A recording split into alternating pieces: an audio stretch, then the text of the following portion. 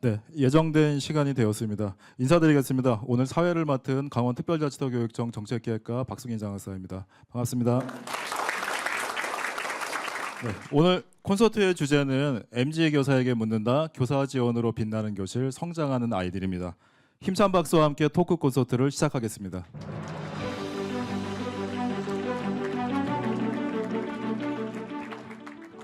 정말 힘찬 박수 감사드립니다. 네. 먼저 오늘 참석해주신 내빈을 소개해드리겠습니다. 먼저 강원특별자치도 신경호 교육감님 참석하셨습니다.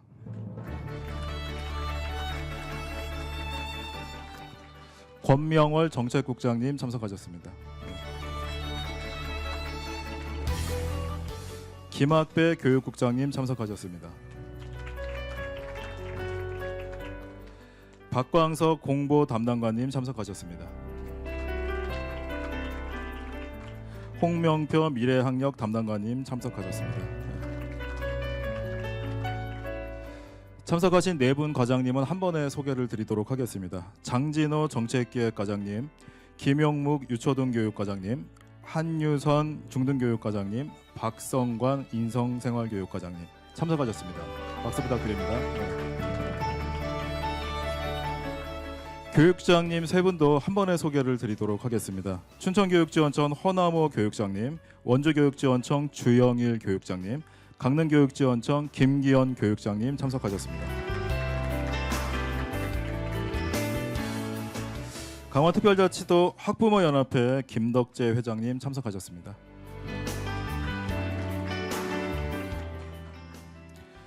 마지막으로 이 행사의 공동 주최 주관인 강원도민일보 경민영 사장님 참석하셨습니다.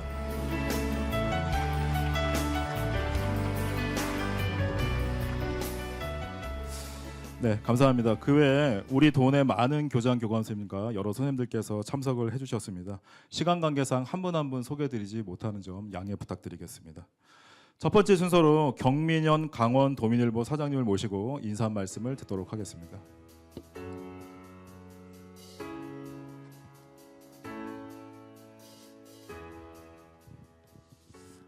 오늘 그 행사를 주최하는 강원도민일보 사장 경민현입니다.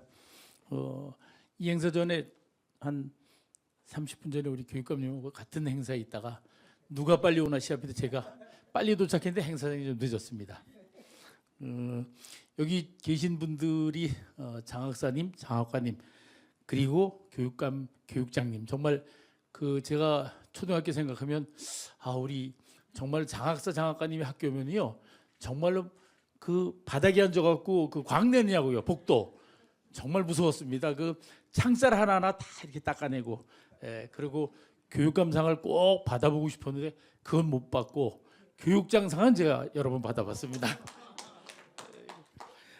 제가 이제 행사장에 많이 이제 가면 우리 꼭 신경호 교육감이 오시거든요. 그러면 정말 신경호 교육감님에 대해서는 오는 그 자리에 있는 분들이 정말로 내빈들이 상당히 환영을 해요. 근데 그게 왜 그러냐 봤더니 우리 교육감님이 소통 아마 제가 보기에는 그 강원도 이런 그 소위 내빈 중에 소통 마스코트 같아요.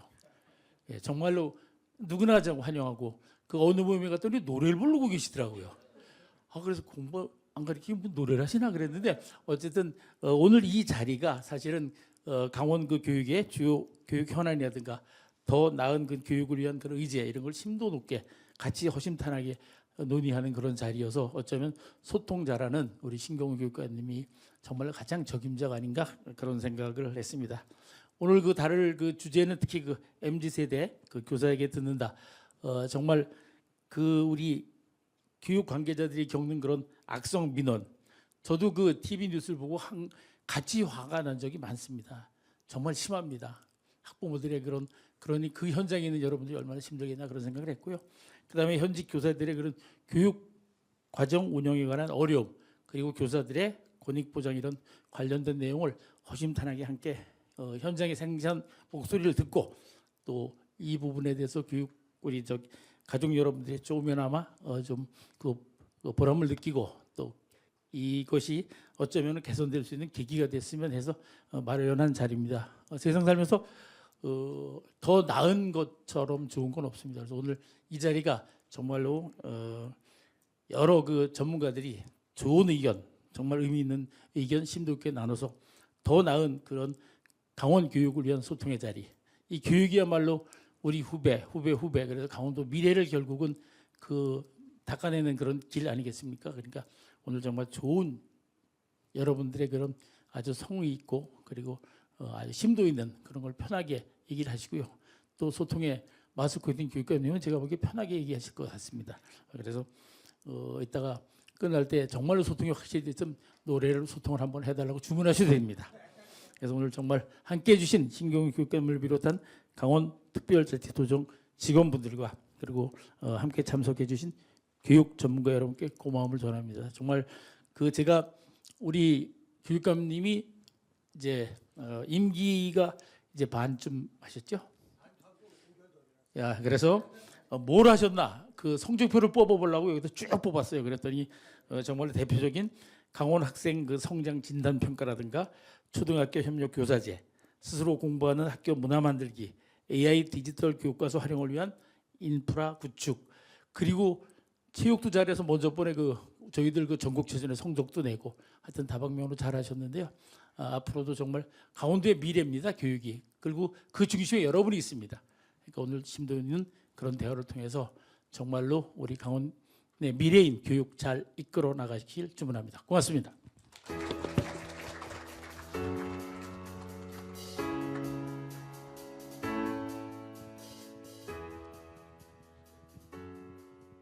오늘 나오실 패널 분들이 이분들의 의견을 담아서 좋은 논의를 해주시리라 기대를 해보겠습니다.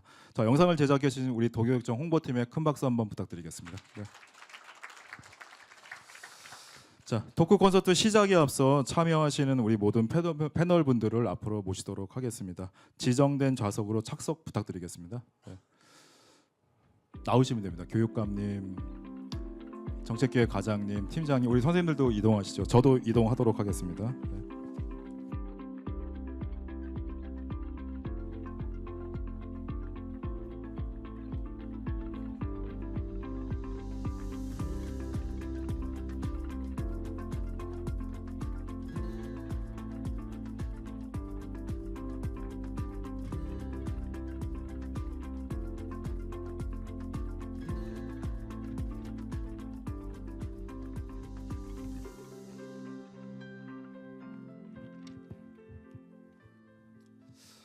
네, 앉으신 채로 제가 패널분들을 한 번 더 소개를 해드리도록 하겠습니다. 먼저 신경호 강원특별자치도 교육감님이십니다. 네. 장진호 정책기획 과장님이십니다. 네. 박명선 정책기획과 교육활동부 팀장님이십니다. 다음으로는 MZ교사 세 분을 소개를 해드리겠습니다. 더 큰 박수 좀 부탁드리겠습니다. 네. 최권세 원주 샘마루 초등학교 선생님이십니다. 네. 네. 우리 김지환 춘천 후평초등학교 선생님이십니다. 네. 배지은 춘천 후평중학교 선생님이십니다. 제가 듣기로 세 분 선생님 경력이 가장 많으신 분이 5년 차라고 들었는데 맞으신가요? 맞으신가요? 예, 5년 차시간 예, 맞으신 예. 부럽습니다. 네, 오늘 사실 좀 어려운 자리인데 편안한 마음으로 즐기다가 이 토크 콘서트를 즐기다가 가시기를 좀 바라겠습니다. 네. 이제 토크 콘서트를 진행을 할 텐데요. 시작을 할 텐데요. 오늘 토크 콘서트는 크게 세 가지 주제를 가지고 진행을 하도록 하겠습니다. 첫 번째 주제로는 영상에서 보셨듯이 최근에 학교에서 가장 큰 학교의 어려움으로 대두가 되고 있죠. 예, 학교 민원 대응 문제를 첫 번째로 다루고요.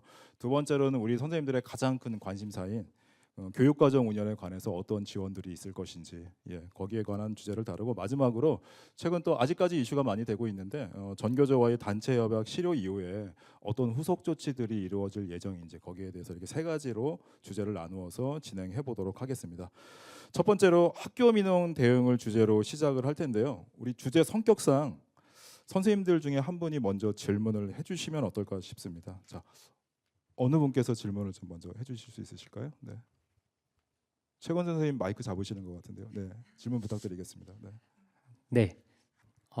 이제 민원에 대해서 제가 궁금해서 사전적인 정의를 살펴봤어요. 그래서 살펴보니까 그 주민이 행정기관에 이제 뭔가를 이렇게 요청하는 그런 사전적 정의가 나오더라고요. 네, 그래서 저는 개인적으로 이제 교육감님도 이제 소통에 대해서 짱이라고 이제 사장님께서 말씀해 주셨는데 민원이라는 게 학생, 학부모님 그리고 이제 학교 관계자인 교사가 서로 소통하며 좋은 방향으로 성장할 수 있는 좋은 연결고리라고 생각을 합니다. 다만 최근에 이제 사회적으로도 이슈가 됐던 좀 비상식적인 악성 민원, 이게 저도 문제라고 생각을 하는데요. 이런 악성 민원에 근절하기 위한 대책 이런 게 어떤 게 있는지 먼저 여쭙고 싶습니다. 네, 우리 최건 선생님께서 악성 민원 대책과 관련해서 이렇게 포괄적인 질문을 해주셨는데요. 제가 질문을 들으면서 궁금한 게 하나가 생겼습니다. 이제 학교에서는 이제 실제로 어떤 악성 민원 사례가 있는지, 그리고 우리 초등, 중등 다 이렇게 선생님들께서 참석을 해주셨는데 초등이나 중등에서 학교별로 어떤 유형별로 좀 특징들이 있는지 궁금증이 좀 드는데요. 궁금한 점이 좀 드는데 혹시 직접 겪으셨던 사례들이라든가 이런 것들을 좀 구체적으로 말씀을 해주시면은 논의를 이어가는 데 좀 도움이 될 것 같습니다. 다음 말씀하실 분 제가 지명을 한번 해볼까요? 예, 우리 최건 선생님이 초등이시죠? 예, 우리 저기 같은 초등이신 김지현 선생님, 초등에서 어떤 일들을 겪거나 들으셨는지 말씀 좀 부탁드리겠습니다. 네. 네, 그 모든 담임 선생님들께서 학교 폭력 예방 주간뿐만 아니라 매일 수시로 학교 폭력 예방 교육 그리고 인성 교육을 하시는데요. 그럼에도 불구하고 일어나는 학교 폭력에 대해 일부 악성 민원인이 담임 교사는 학교의 책임으로 돌리고 비상식적인 태도로 폭언을 하거나 사과를 요구하는 경우가 있습니다. 그리고 국민신문고로 반복적으로 학교에 제기한 민원에 대해서 답변하는 절차로 인해서 수업 준비 등 교육활동 방해를 받을 때가 굉장히 많고요. 그리고 학교 방문 상담은 사전에 접수해야 된다는 것을 가정통신문으로도 그리고 하이클래스라는 학부모 소통망으로도 공지를 함에도 불구하고 담임 교사에게 사전 연락도 없이 학교에 찾아와서 민원을 제기하는 경우도 허다합니다. 네, 아무리 설명을 하고 안내를 드려도 전혀 해결이 안 되는 그 악성 민원의 그 전형적인 모습을 말씀을 해주신 것 같은데요. 혹시 배지은 선생님 중학교에 계시잖아요. 예. 혹시 중학교에서는 또 다른 사례들이 좀 있었을까요? 네. 저는 졸업한 학생으로부터 민원을 받았던 경험이 있습니다. 그 국민청원을 처음 받았을 때는 굉장히 당황스럽고 막연하고 두려웠었는데요. 제가 받았던 민원의 내용들은 학교 행사랑 관련된 내용이라던가 아니면 제가 하는 수업 방식과 관련한 민원이었습니다. 네, 졸업한 학생으로부터 받으니까 더 당황스러웠던 것 같아요. 그리고 저와 관련이 없는 학교 행사 관련된 그런 내용이었더라도 민원의 내용에 제 이름이 있다는 이유만으로 제가 답변을 달아야 하는 상황이 굉장히 부담스럽고 또 다른 교육 활동을 하는데 제가 시간을 할애하기가 어렵기도 했습니다. 그래서 이런 악성 민원이 빨리 없어졌으면 좋겠고 교육청에서도 이런 도움들을 많이 선생님들께 알려주셨으면 좋을 것 같다는 생각을 했습니다. 아유, 네. 말씀하신 국민청원이 그 국민신문고 말씀하시는 거죠? 네, 아이고, 네. 어떤 김지원 선생님 말씀하신 사례와 좀 비슷한 맥락인 것 같은데 제가 두 분 말씀 들었으니까 우리 처음 질문해주신 우리 최건세 선생님 사례도 좀 들어보고 있으신 거죠? 예, 말씀해 주시면은 그 다음에 답변 한번 들어보도록 하겠습니다. 네. 근데 솔직히 사례를 이렇게 생각을 해보았을 때 이제 제가 잘 떠오르진 않아서 그냥 최근에 이제 제가 아까 질문을 드릴 때 사회적으로 이슈가 된 이제 비상식적인 악성 민원에 대한 TV 프로그램을 다룬 영상을 제가 봤거든요. 아마 많은 분들이 보셨을 것이라고 생각을 합니다. 그래서 사례에 대해서 얘기하는 거는 제가 더 하기는 어려울 것 같고 다만 이제 이 민원이라는 거에 대해서 제가 좀 곰곰이 생각을 해봤을 때 학교라는 교육 공간은 결국 교육의 세 주체인 선생님, 학부모, 학생이 함께 동반자로 걸어가는 게 중요하다고 생각을 하는데요. 이 민원이라는 거는 뭔가 우리 물건을 판매하는 판매자, 소비자 그리고 AS 센터에 그거를 전화하는 민원을 걷는 사람 그리고 민원을 받는 이런 구조가 되는 게 바람직할까라는 의문이 있더라고요. 그래서 제가 이제 교권 보호 5개 법이 이번에 최근에 이제 개정된 걸 살펴보니까 교육기본법 13조 3항이 신설이 됐더라고요. 그 내용을 살펴보니까 이제 보호자, 이제 학부모를 비롯한 보호자는 학교, 교사가 무언가 이렇게 교육적 지원에 대해서 협력하고 존중해야 한다라는 표현이 신설이 됐더라고요. 그래서 그걸 보면서 우리의 고민의 방향이 정말 어떻게 하면 이 교육 주체가 좀 더 상호 협력하면서 나아갈 수 있을까, 이런 방향에 대해서 좀 고민을 하게 됐어요.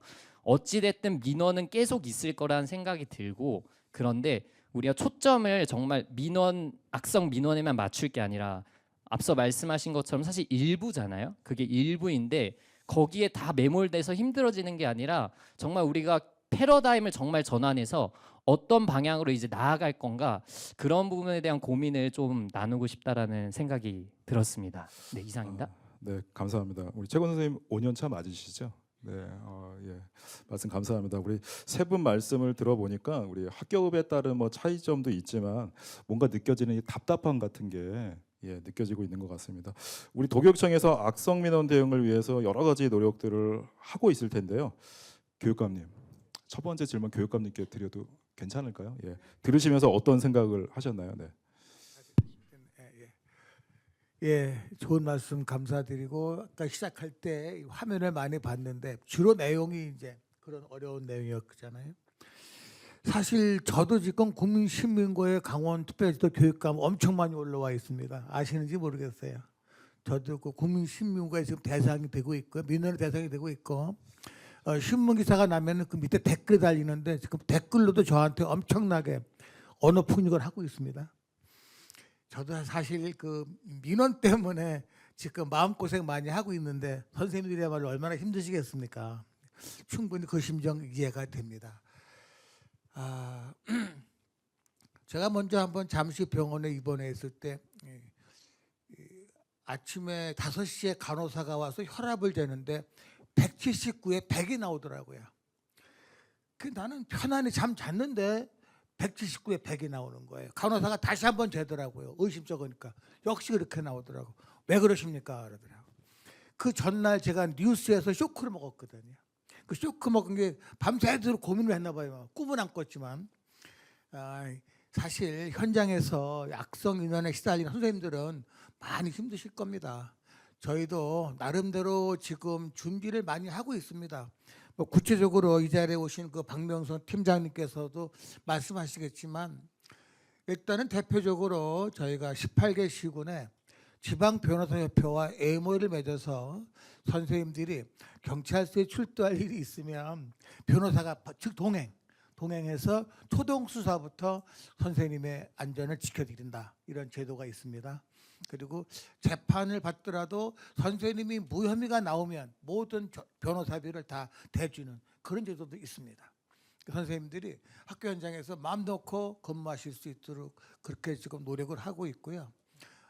그리고 학교 내 작은 사항의 민원은 앞으로는 학교장님 중심으로 책임질 수 있도록 그렇게 해보려고 노력하고 있습니다. 자세한 내용은 우리 박명선 팀장님 말씀해 보시죠. 네, 팀장님 벌써 마이크를 잡으셨네요. 네. 네, 덧붙여서 좀 자세한 설명 부탁드리겠습니다. 네, 안녕하세요. 교육활동보호팀장 맡고 있는 박명선 장학관입니다.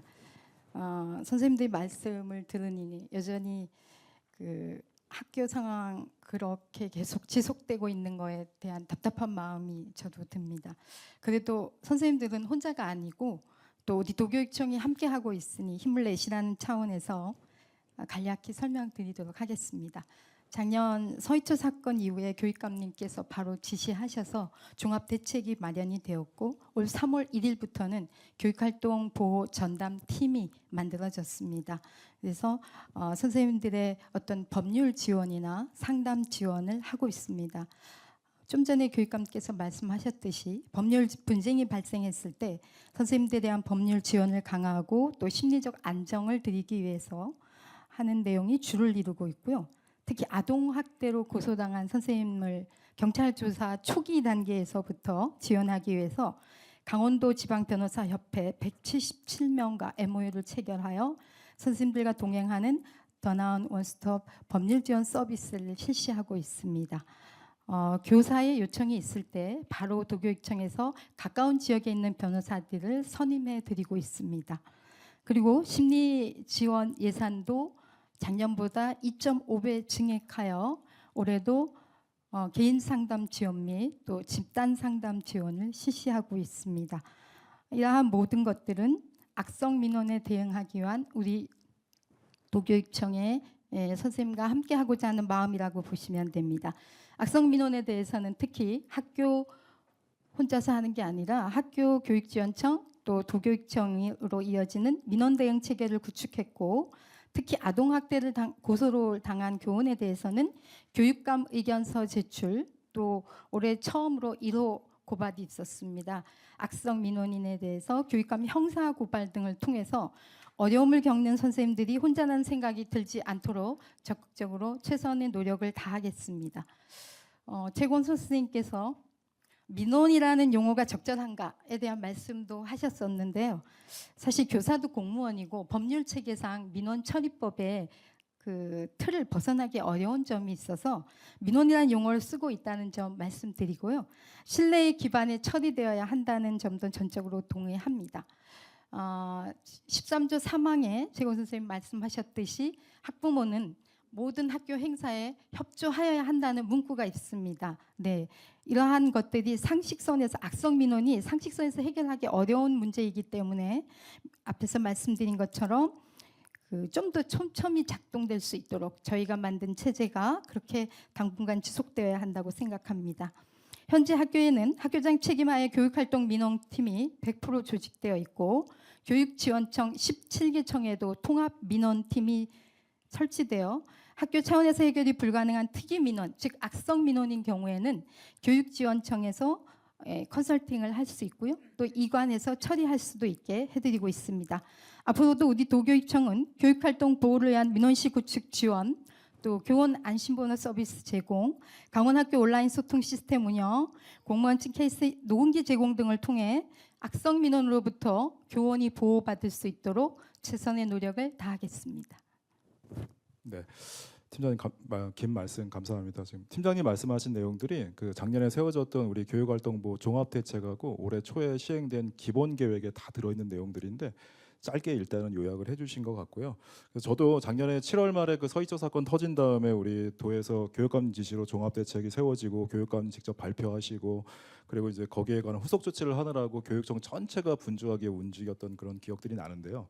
이제 중요한 건 이제 계획이 세워진 거에서 끝나면 안 되고 이런 대책들이 이제 현장에 얼마나 알려졌는지 그리고 어떻게 긍정적인 방향으로 활용이 되고 있는지 또는 선생님들이 이런 것들은 좀 보완했으면 좋겠다고 느끼고 계시는 것들이 있는지 이제 그런 것들을 좀 저희가 좀 들었으면 좋겠고 좀 확인을 했으면 좋겠는데요.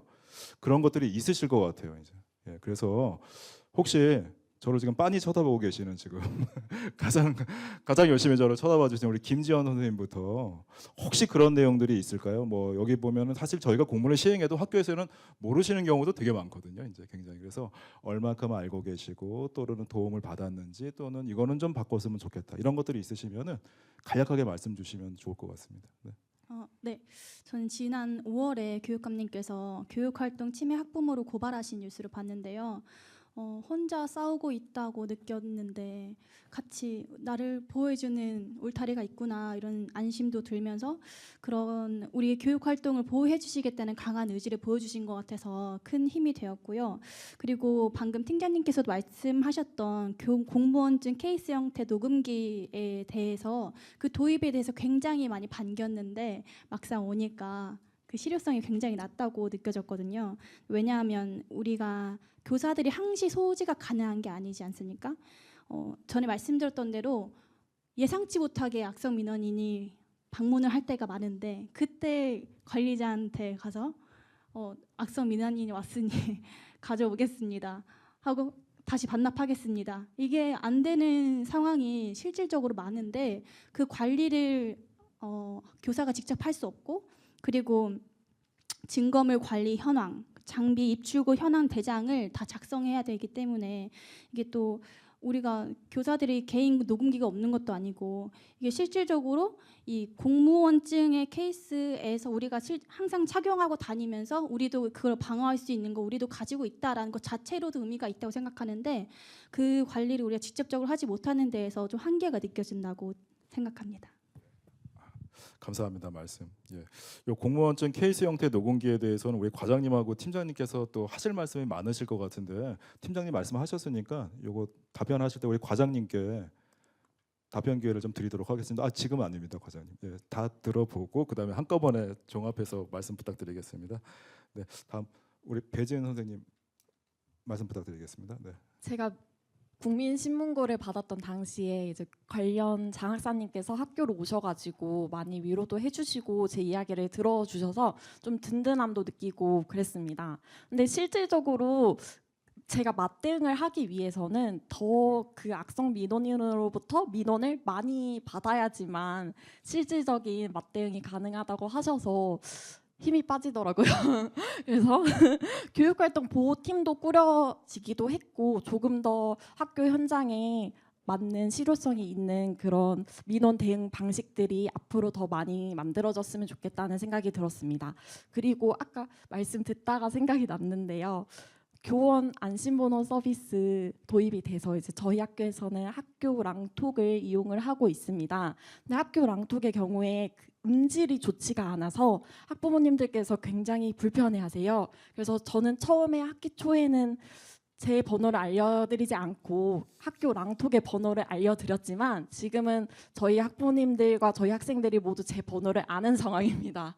그래서 이런 부분들에 대해서 조금 더 보완이 있었으면 좋겠고 그다음에 공무원증 녹음 케이스 저도 써보고 싶은데 아직 써보질 못했어요. 말씀하신 대로 개인 소지가 아니다 보니까 사용하기가 조금 어려워서 이런 부분들에 대한 도움이 있었으면 좋겠습니다. 감사합니다. 네. 아유, 네.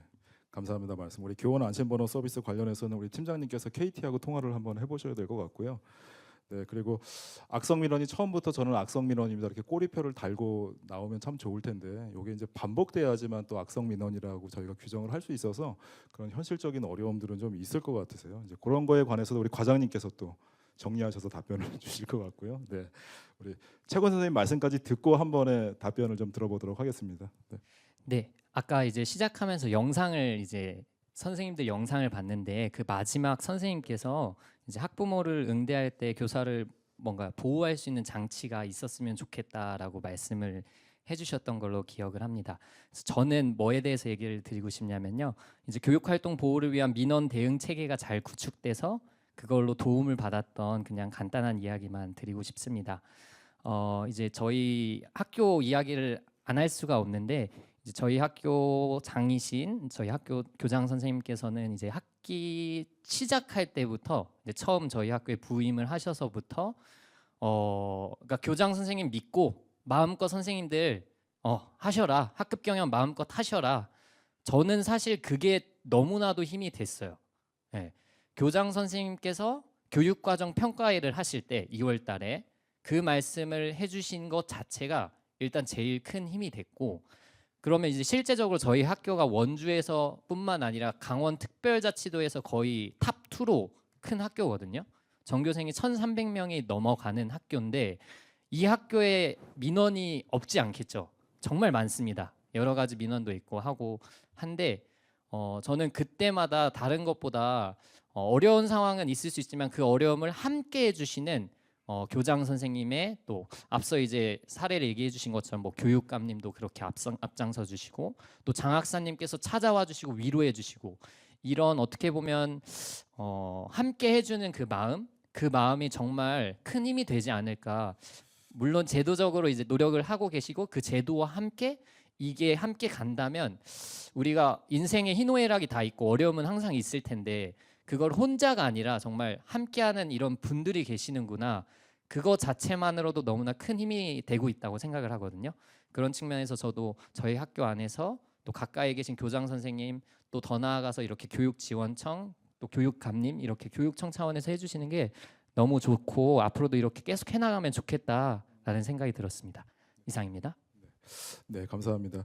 작년에 종합대책이 세워질 때 가장 어려웠던 것 중에 하나가 사실 학교 민원 대응팀을 구성하는 문제였거든요. 이게 없던 것이 새로 생기면서 학교에서도 굉장히 낯설하고 어려운 점들이 있었는데 우리 교장 교감선생님께서 노력해 주셔가지고 도움을 받으셨다고 하시니까 너무 반가운 마음입니다. 네, 우리 세 분 의견 다 들어봤는데 우리 장진원 과장님 혹시 교육활동부를 총괄하시는 그 부서장의 입장에서 혹시 말씀하신 여러 가지들이 나오는데 다 메모해 놓으셨죠, 과장님? 네, 그거 하나 좀 짚어주시면 감사하겠습니다. 네. 네, 정책교육과장 장진호입니다. 교육감님께서 말씀하셨듯이 저희가 어떤 민원 부분, 특히나 악성 민원 부분에 관해서는 우리 교육청은 확실하게 선생님들의 편에 서겠다는 것입니다. 이 부분이 저희가 현재 도교육청도 민원 대응팀이 있고 지역교육청도 있고 학교도 민원 대응팀이 있지만은 아까 전에 최권세 선생님께서 말씀하셨듯이 일단은 처음에 그 민원을 대하는 기본적인 개념 입장 자체가 저희가 뭐 어떤 그 아동 학대라든가 악성 민원이라든가 교육활동 보호라든가 모든 분야에 있어서 선생님들의 편에 확실하게 서고 있습니다. 또한 그렇게 진행을 하겠습니다. 교원 대상 공무원증 케이스 형태 녹음기 참 이런저런 말씀들이 많습니다. 좋다는 선생님들도 많고 이게 너무 좀 힘들다라는 말씀들이 많은데요.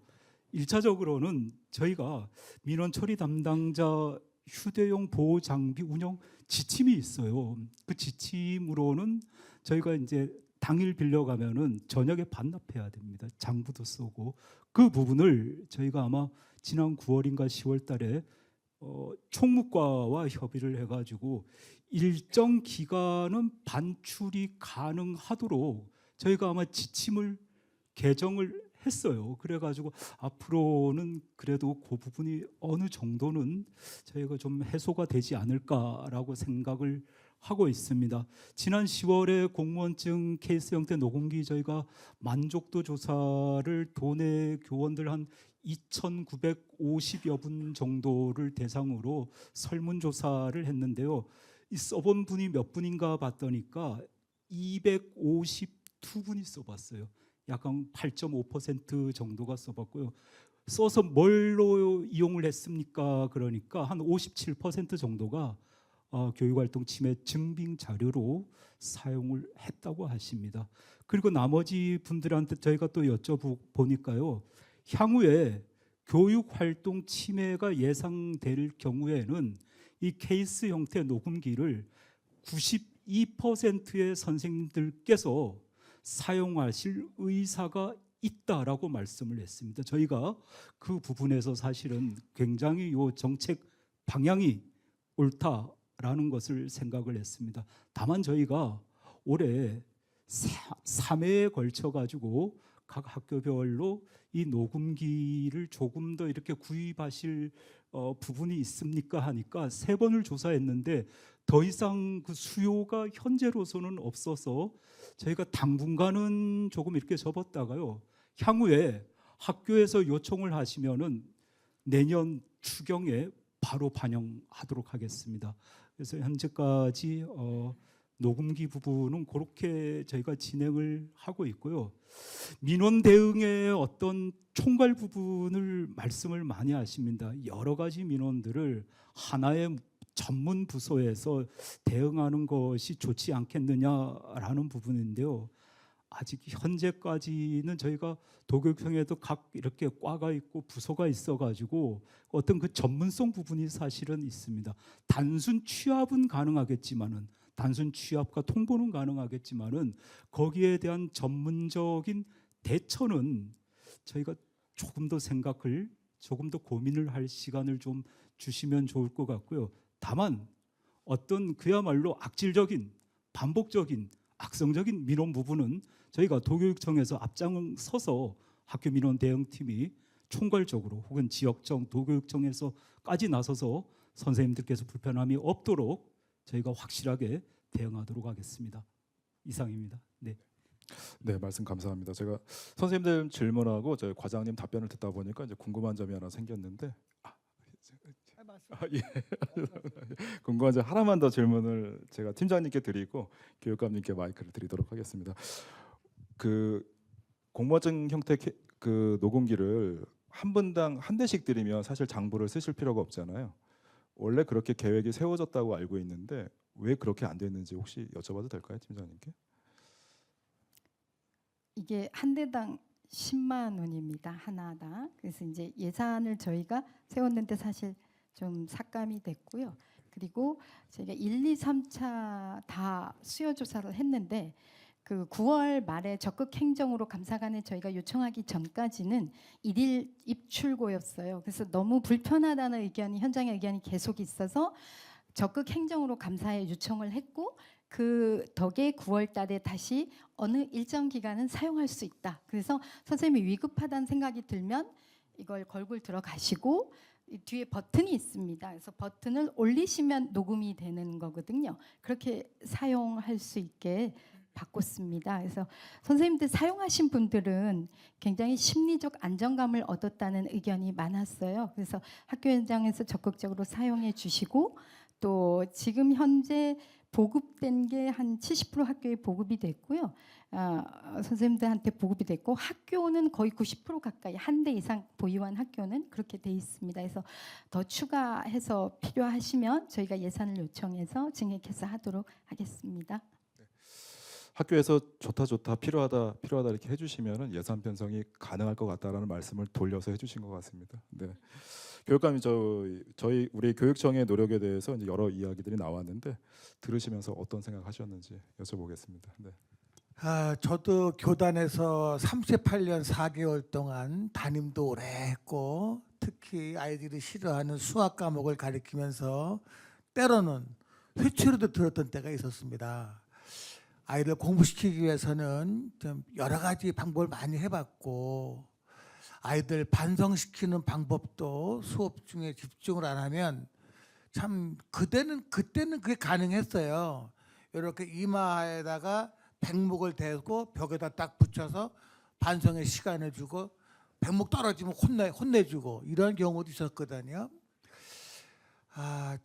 이 언제부턴가 이렇게 학생들을 지도하기 위한 쉽게 말하면은 훈육 행위가 이렇게 체벌로 이어지고 민원으로 됐는지 참 저도 안타깝습니다. 아마 산모르 초등학교 같은 경우는 요즘 최근 민원이 아이들 중학교 배정 어떻게 할 것인가에 대해서 많이 들을 것 같아요. 그죠? 우리 애는 성광중 하고 싶은데 지정중 하면 안 된다. 뭐 이런 것들. 네. 어느 학교든지 그런 이제 민원이 많거든요. 하여튼 디테일하게 우리가 준비하겠습니다. 준비해서 선생님들이야말로 아무 근심 없이 우리 아이들을 위한 교수 활동을 하실 수 있도록 차차 노력하고요. 제일 급소무가 그거 아니겠습니까? 하여튼 열심히 노력하고 원주교육장님 그 산마루초나 섬광초에서 일어나는 민원 문제는 교육장님이 해결하십시오. 학교에 나누지 마시고 지정중학교 학급을 더 늘릴 겁니까? 어떻게 할 겁니까?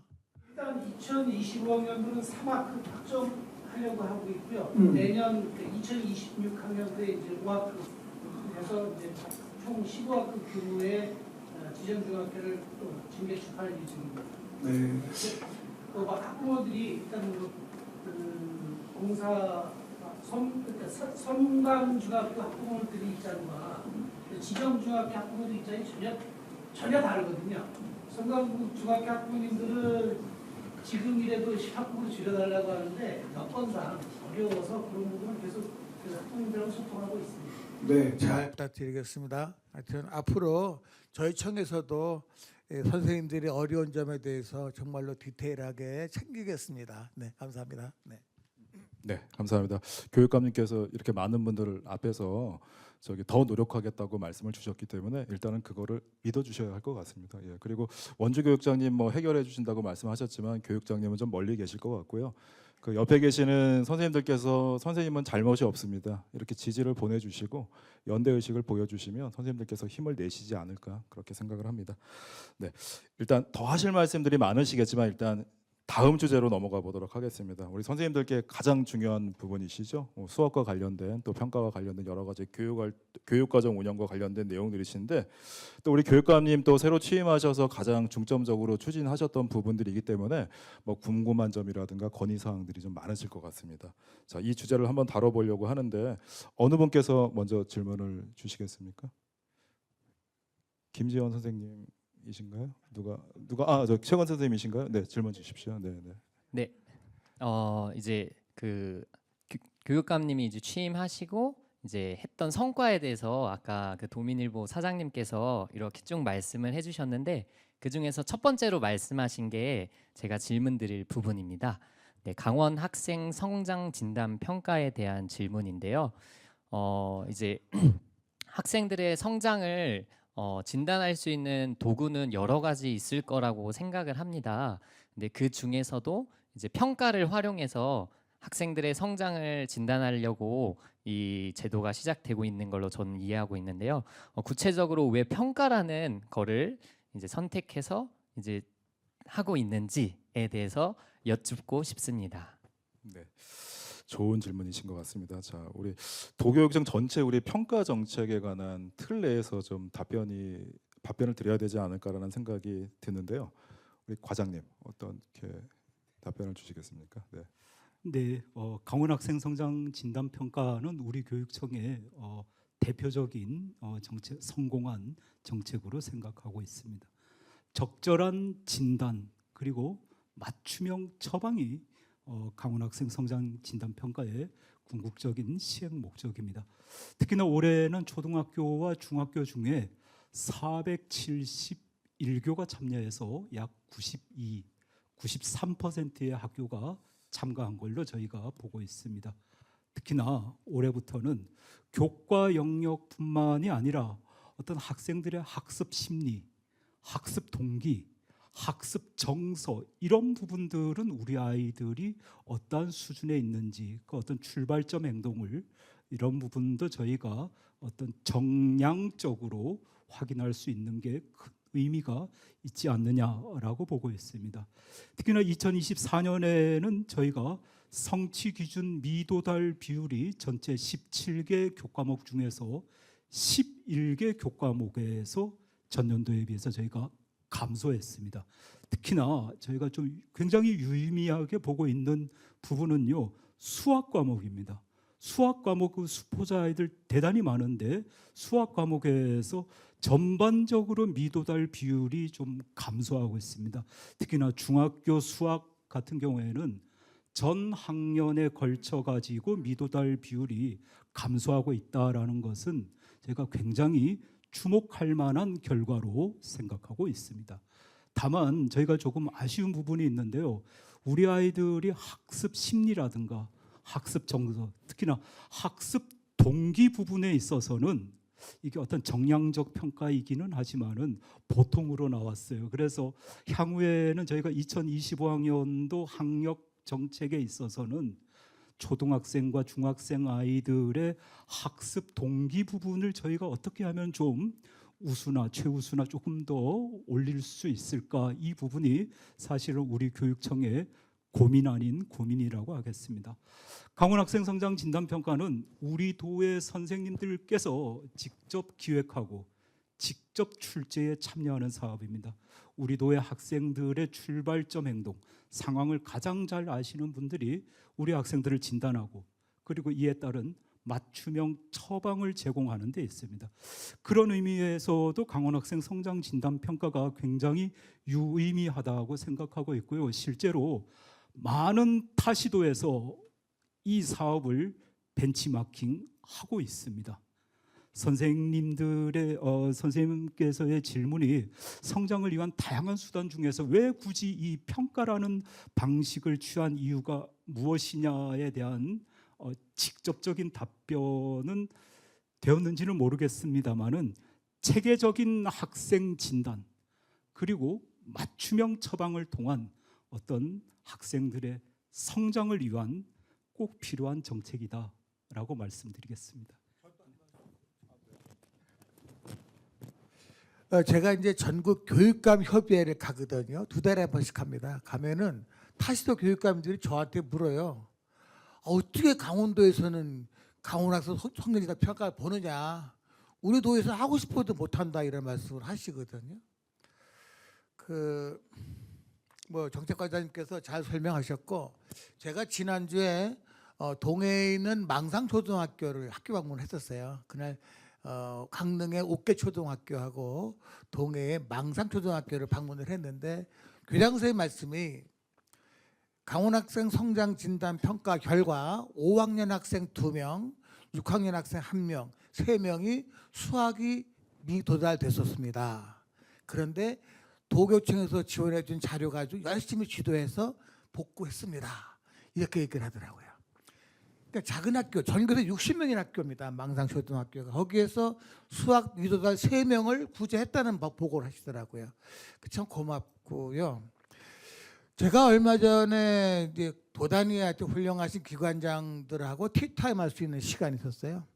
그 자리에서 한 회장님이 하시는 말씀이, 저는 친손주는 강원도에서 학교를 다니고 2명이, 외손주 둘은 미국에서 학교를 다닌답니다.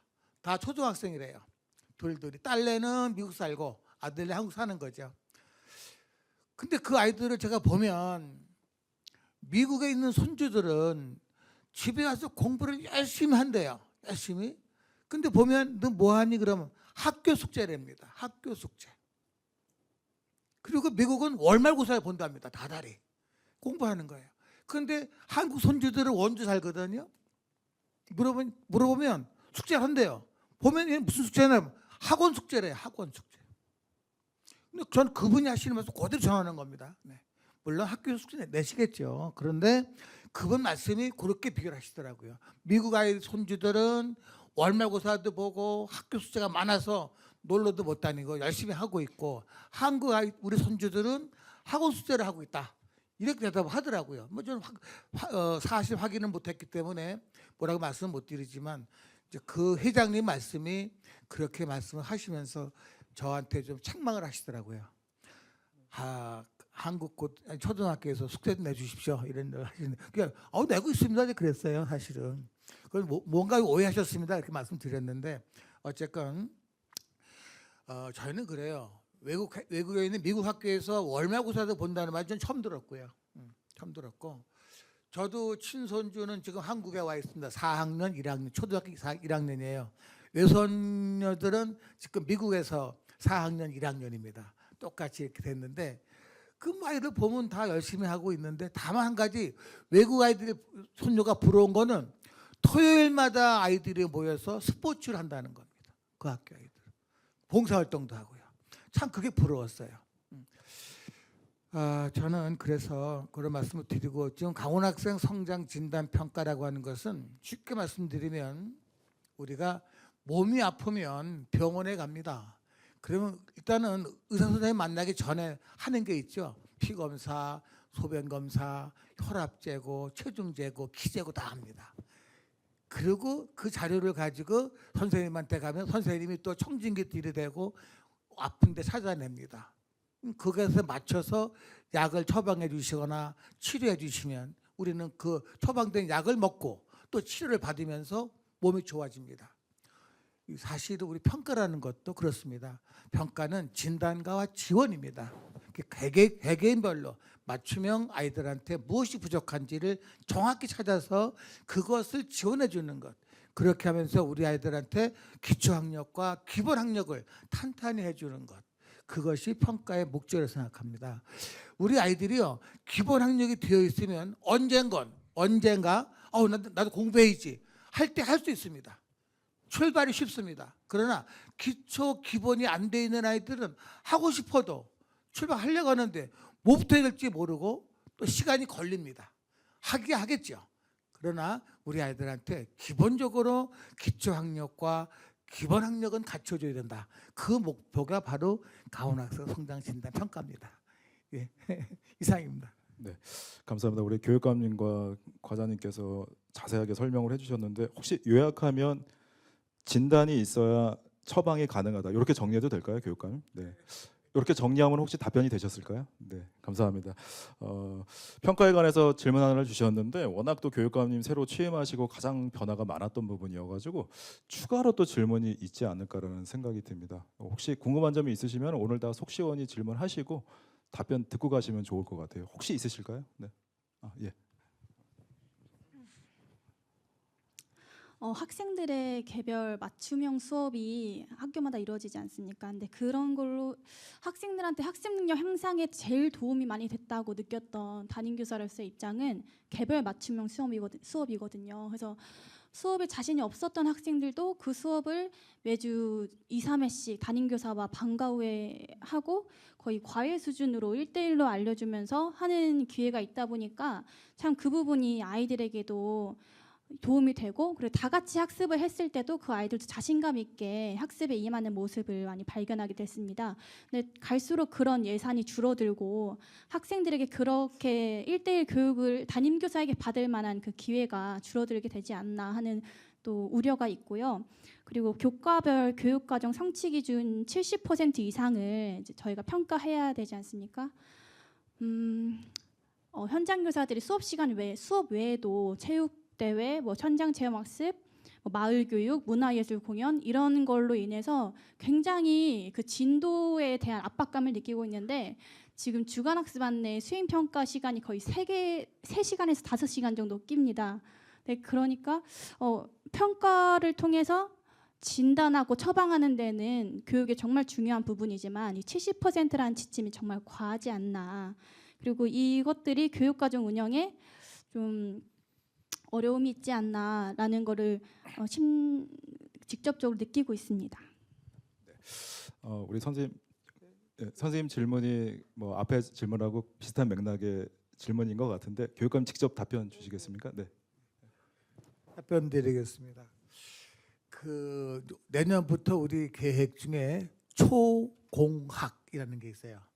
이제 중등에서는 스공학, 스스로 공부하는 학교 문화 만들기인데, 초등학교에는 뭐죠, 과장님? 초공학이 뭐예요? 초등학교 공부하는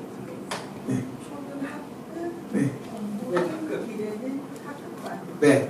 그래서 이제 쉽게 말씀드리면 지금 말씀드린 것처럼요. 내년에는 우리 계획이 초등학교 4, 5, 6학년은 국어, 영어, 수학 교과 보충 수업을 방과 후 교실 시간에 하실 수 있도록 예산을 지원해 드리려고 합니다. 무슨 말씀이냐 하면, 큰 틀을 말씀을 드리면 이 면 단위에 있는 초등학교는요, 그 지역에 다닐 만한 학원이 없어요. 면 단위에는. 그래서 결국은 부모들이 아이들을 학년이 올라갈수록 시내로 보내는 거예요. 그래서 이 면 단위에 있는 초등학교에서, 사실 저도 수학교사 해봤지만 수업 시간에는 이 완전 학습을 할 수가 없잖아요, 전체를. 그래서 수준별로 아이들을 좀 지도하고 싶을 때는 보충 수업이 필요하거든요. 그래서 저는 그 면 단위에, 특히 가장 중점이 면 단위에 학원이 없는 학교, 거기서 우리 아이들의 학습 욕구를 충족시키기 위해서는 선생님들이 방과 후 활동 시간에 보충 수업을 해주십사 부탁드리는 거고요. 시내에 있는 학교들도 마찬가지예요. 가정이 어려워서 학원을 하고 싶어도 못 가는 아이들이 있거든요. 이 아이들한테 선생님들이 학교에서 정규가 끝나고 방과 후 교실 시간에 아이들한테 국어, 영어, 수학을 수준별 맞춤형 소인수 수업을 하셔라. 한 명을 넣고 하시던, 두 명을 넣고 하시던 아이들을 지도해달라. 이게 바로 이제 내년부터 하고자 하는 초등학교 4, 5, 6학년 방과 후 교과 보충 수업입니다. 그리고 그것을 수준별 맞춤형 소인수 수업입니다. 꼭 정원을 채우는 것도 아니고요. 원하는 만큼 하셔서 아이들을 지도. 그러니까 동학년 같은 경우에는 여러 학급이면 한 선생님은 잘하는 애들을 더 잘하게, 한 선생님은 못하는 애들을 잘할 수 있도록, 이런 식으로 해서 보충 수업을 할 수 있도록 그렇게 내년부터 하려고 합니다. 그게 바로 초공학입니다. 그러면 선생님이 말씀하신 것처럼 고생하시던 그 분야가 이제는 그래도 얼만큼 보상을 받으시면서 하실 수 있다. 체계적으로 할 수 있다. 그래서 하고 있습니다. 그런 계획 가지고 있고요. 그다음에 성취도 평가 70%에 대해서는 초등교육과장님께서 답변하시겠습니다. 네. 제가 발언 기회를 드리려고 했는데 교육감님께서 직접 주셨습니다. 네, 말씀 좀 부탁드리겠습니다. 네, 안녕하십니까. 유초등교육과 과장 김용묵입니다. 네, 이제 작년에 저희가 도교육청에서 이제 평가 계획을 수립하면서 성취 기준 70% 이상을 반영하도록 그렇게 안내를 했고, 많은 선생님들이 이제 어려움을 토로하셨습니다.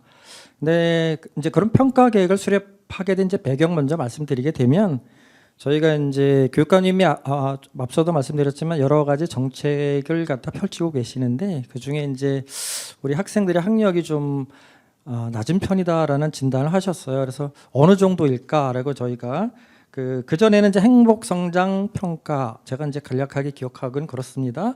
그 평가 계획에 따른 우리 평가의 결과 또는 학력의 결과는 어느 정도일까라고 제가 좀 살펴봤습니다. 그래서 이제 도내에 있는 각 시군에 있는 학교 정보 공시 제도에 등록된 평가 계획을 살펴보았을 때 낮게는 성취 기준이 20%, 높게는 40%를 초과하지 못하는 그런 반영률을 보였고요. 그 다음에 이제 우리 초등교육과는 직접적 관계가 없다고 생각할 수도 있을지도 모르겠지만 최근 수년 동안의 수능 결과를 봤습니다. 봤을 때 국영수가 이제 그 시도교육청 응시자들의 성적을 가지고 이제 등위가 매겨집니다. 거기 보면 대부분 17등입니다. 17, 16 조금 낮으면 뭐 한 15. 그래서 그것을 의미하는 것은 다른 자료는 없었기 때문에 그걸 참고하였고요. 그것이 의미하는 것은 우리 도내 학생들의 학력은 수준이 높지 않다. 그래서 우리는 평가 계획을 행복성장 평가 계획을 계속 유지해야 했을 때는 학력을 더 높일 수 있는 여지는 없다. 그래서 평가 계획의 변화의 필요성을 저희가 느꼈고요. 그러면서 이제 평가 계획의 기반은 무엇이냐 하면은 국가교육과정입니다. 국가교육과정에서는 교수평이라고 하고 흔히 얘기하고요. 교육과정, 수업, 평가의 일체화를 이야기하고 있습니다. 그래서 교사는 교육과정에서 제시하는 성취 기준을 기반으로 하여 수업 계획을 세우시고 그 수업을 수행하시면서 그 과정에서 평가를 하시게 되어 있고요.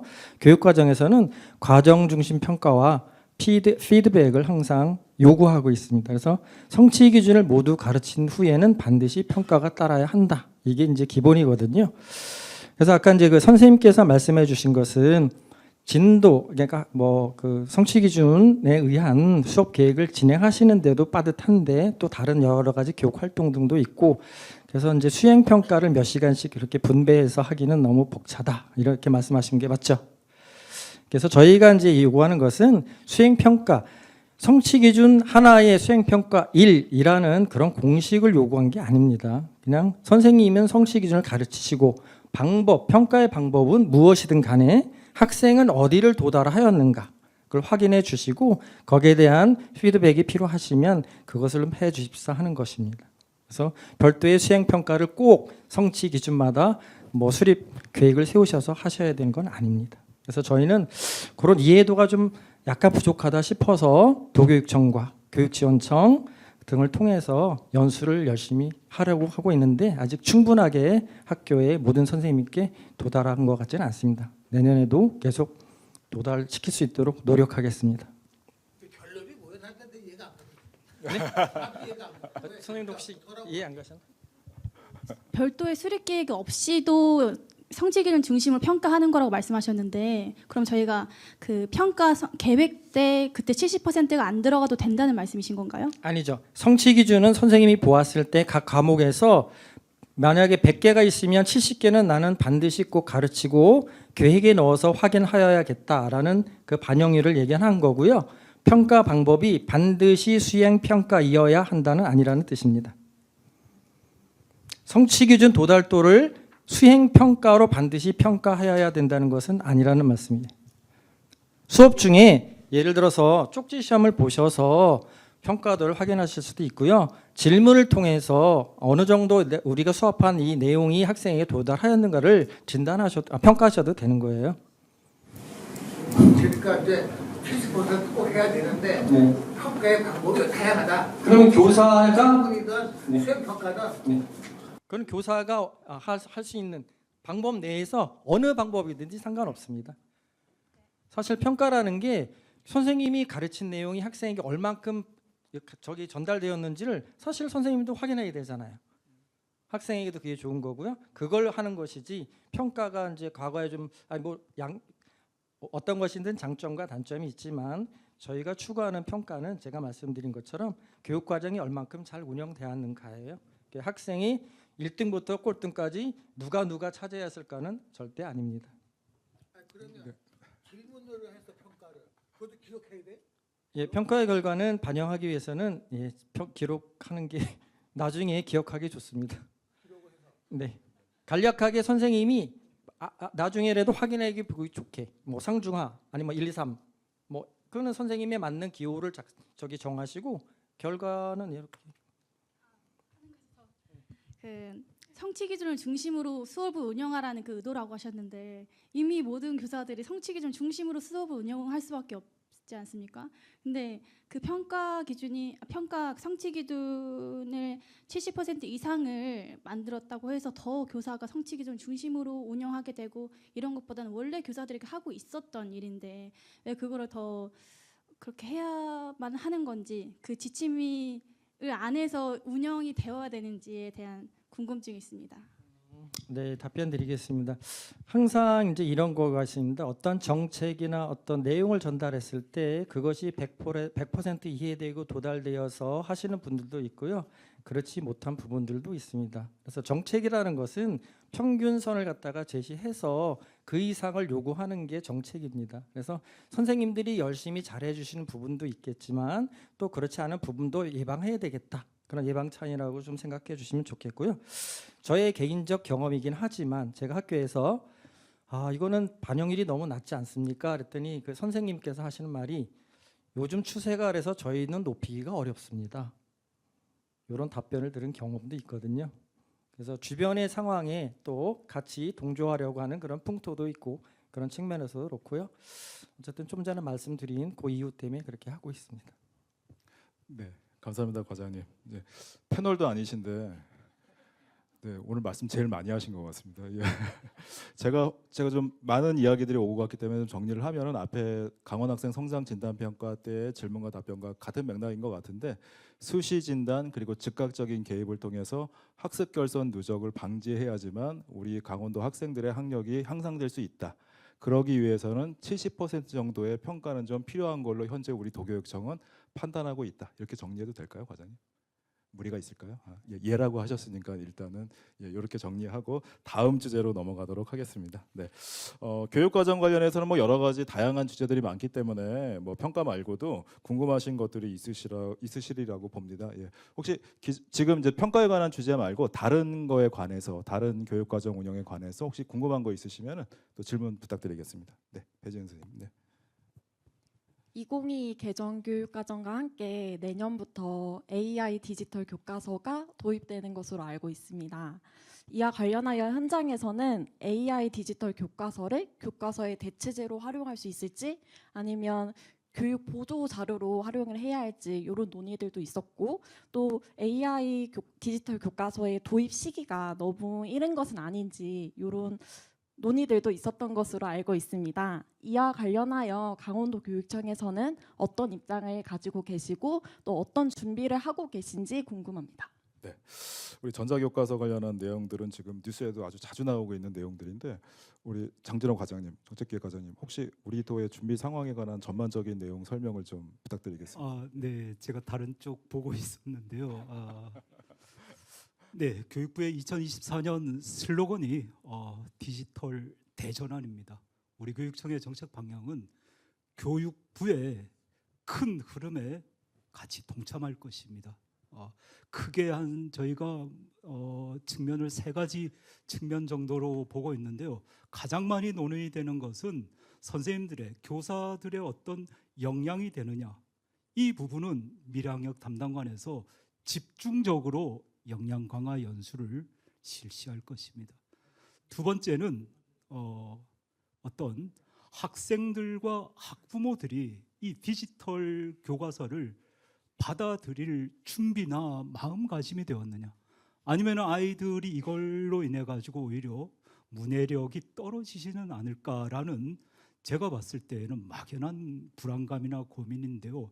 이 부분과 관련해서 저희가 12월 6일서부터 7일까지 강원 에듀테크 박람회를 원주에서 실시합니다. 거기에 많은 학생들과 학부모님들께서 홍보를 좀 해주시면은 오시면은 그러한 막연한 불안감이 상당 부분 해소가 되리라고 저희는 생각하고 있습니다. 세 번째는 어떤 하드웨어적인 인프라 구축 부분인데요. 말하자면 어떤 전자칠판이라든가 그런 하드웨어적인 부분인데요. 이 부분도 저희가 여러 가지 상황으로 인해서 속도가 좀 더디긴 하지만은 저희가 학생들과 선생님들 그리고 학부모님들께서 어떻게 만족하시는 수준으로 저희가 하드웨어 구축도 완벽하게 진행해 나가도록 하겠습니다. 네, 이상입니다. 저도 한 말씀 드리겠습니다.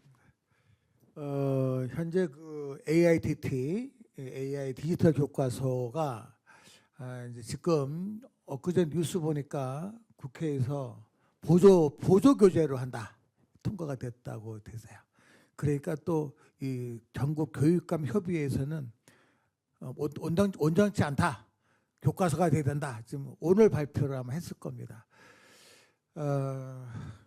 일단은 AIDT 그 교과서는 우리 눈에 보이지가 않잖아요. 현재 아무것도 없어요.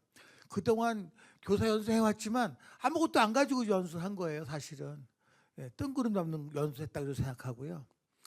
지금 과장님 말씀한 것처럼 이제 12월 6일, 7일 날 원주에서 그 디지털 교과서를 공개를 하는 것 같습니다. 이것이 이미 교과서는 벌써 준비가 돼 있었어요. 근데 왜 그럼 교육부에서 발표 안 했느냐? 학교 현장에 출판사마다 자기네 걸 팔아먹기 위한 과일 경쟁이 일어날까 봐 그래서 발표 안 했던 거라고 저는 알고 있습니다. 그래서 이제 이번에 선정되면서 이제 발표가 되면 저희 교육청 같은 경우도 과일 경쟁 막기 위해서 이제 이번에 박람회를 하는 거예요. 6일, 7일 날 와서 보셔라, 보시고 좋은 거 고르셔라, 이런 의미거든요.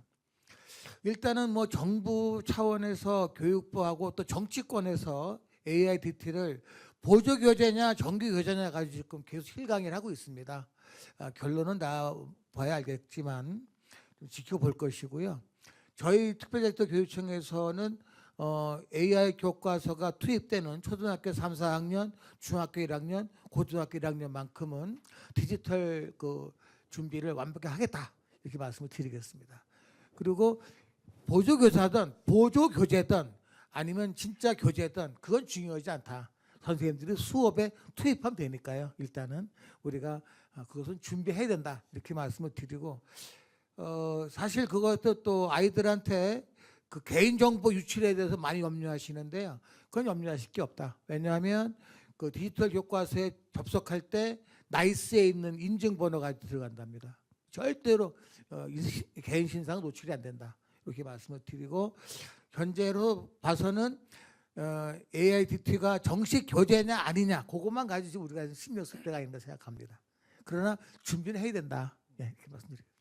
네, 말씀 감사합니다. 우리 교육감님 말씀을 들어보니까 디지털 그럼 뭔가 세련돼 보이고 다 좋아 보이지만 뭐 교과서냐 보조교재냐라는 논쟁부터 시작해서 학교 현장에서는 이러저러한 의견들이 되게 많은 것 같아요. 뭐 디지털이 꼭 좋은 거냐, 교육에는 아날로그가 더 좋을 수도 있다, 또는 이제 뭐 필요하긴 하지만 아직 준비가 좀 부족한 거 아니냐, 뭐 여러 가지 의견들이 있는데 또 교육감이 나오셨으니까요. 학교에서 선생님들께서는 디지털 전환과 관련해서 어떤 기대나 또는 우려가 있으신지. 예. 초창기에 우리 핸드폰 나올 때만 해도요. 핸드폰 나올 때 굉장히 찬반이 심했어요. 아이들한테 이것이 엄청난 피해를 줄 수 있다. 전화 왔었네. 하여튼 그렇지만 지금 우리 잘 쓰고 있잖아요. 그죠? 그리고 또 사실 저도요. 이 핸드폰 기능을 한 40%는 알을까 그래요. 40%. 근데 초등학교 애들 기가 막혀요. 저 손녀들도요, 못하는 게 없어요. 이거 가지고. 뭐 통화할 때도 막 그림 왔다 갔다 하고 그런 것도 그러더라고요.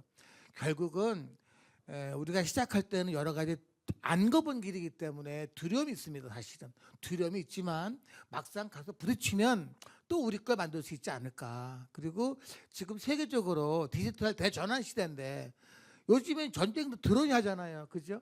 나 지난번에 여기 소양강변에서 드론 500대가 쫙 날아오면서 각종 문양 만드는 거 보고 깜짝 놀랐어요. 뭐 기와집도 만들고 말이에요. 뭐 사이클도 만들고 막 만들더라. 그게 바로 디지털 시대가 아니냐.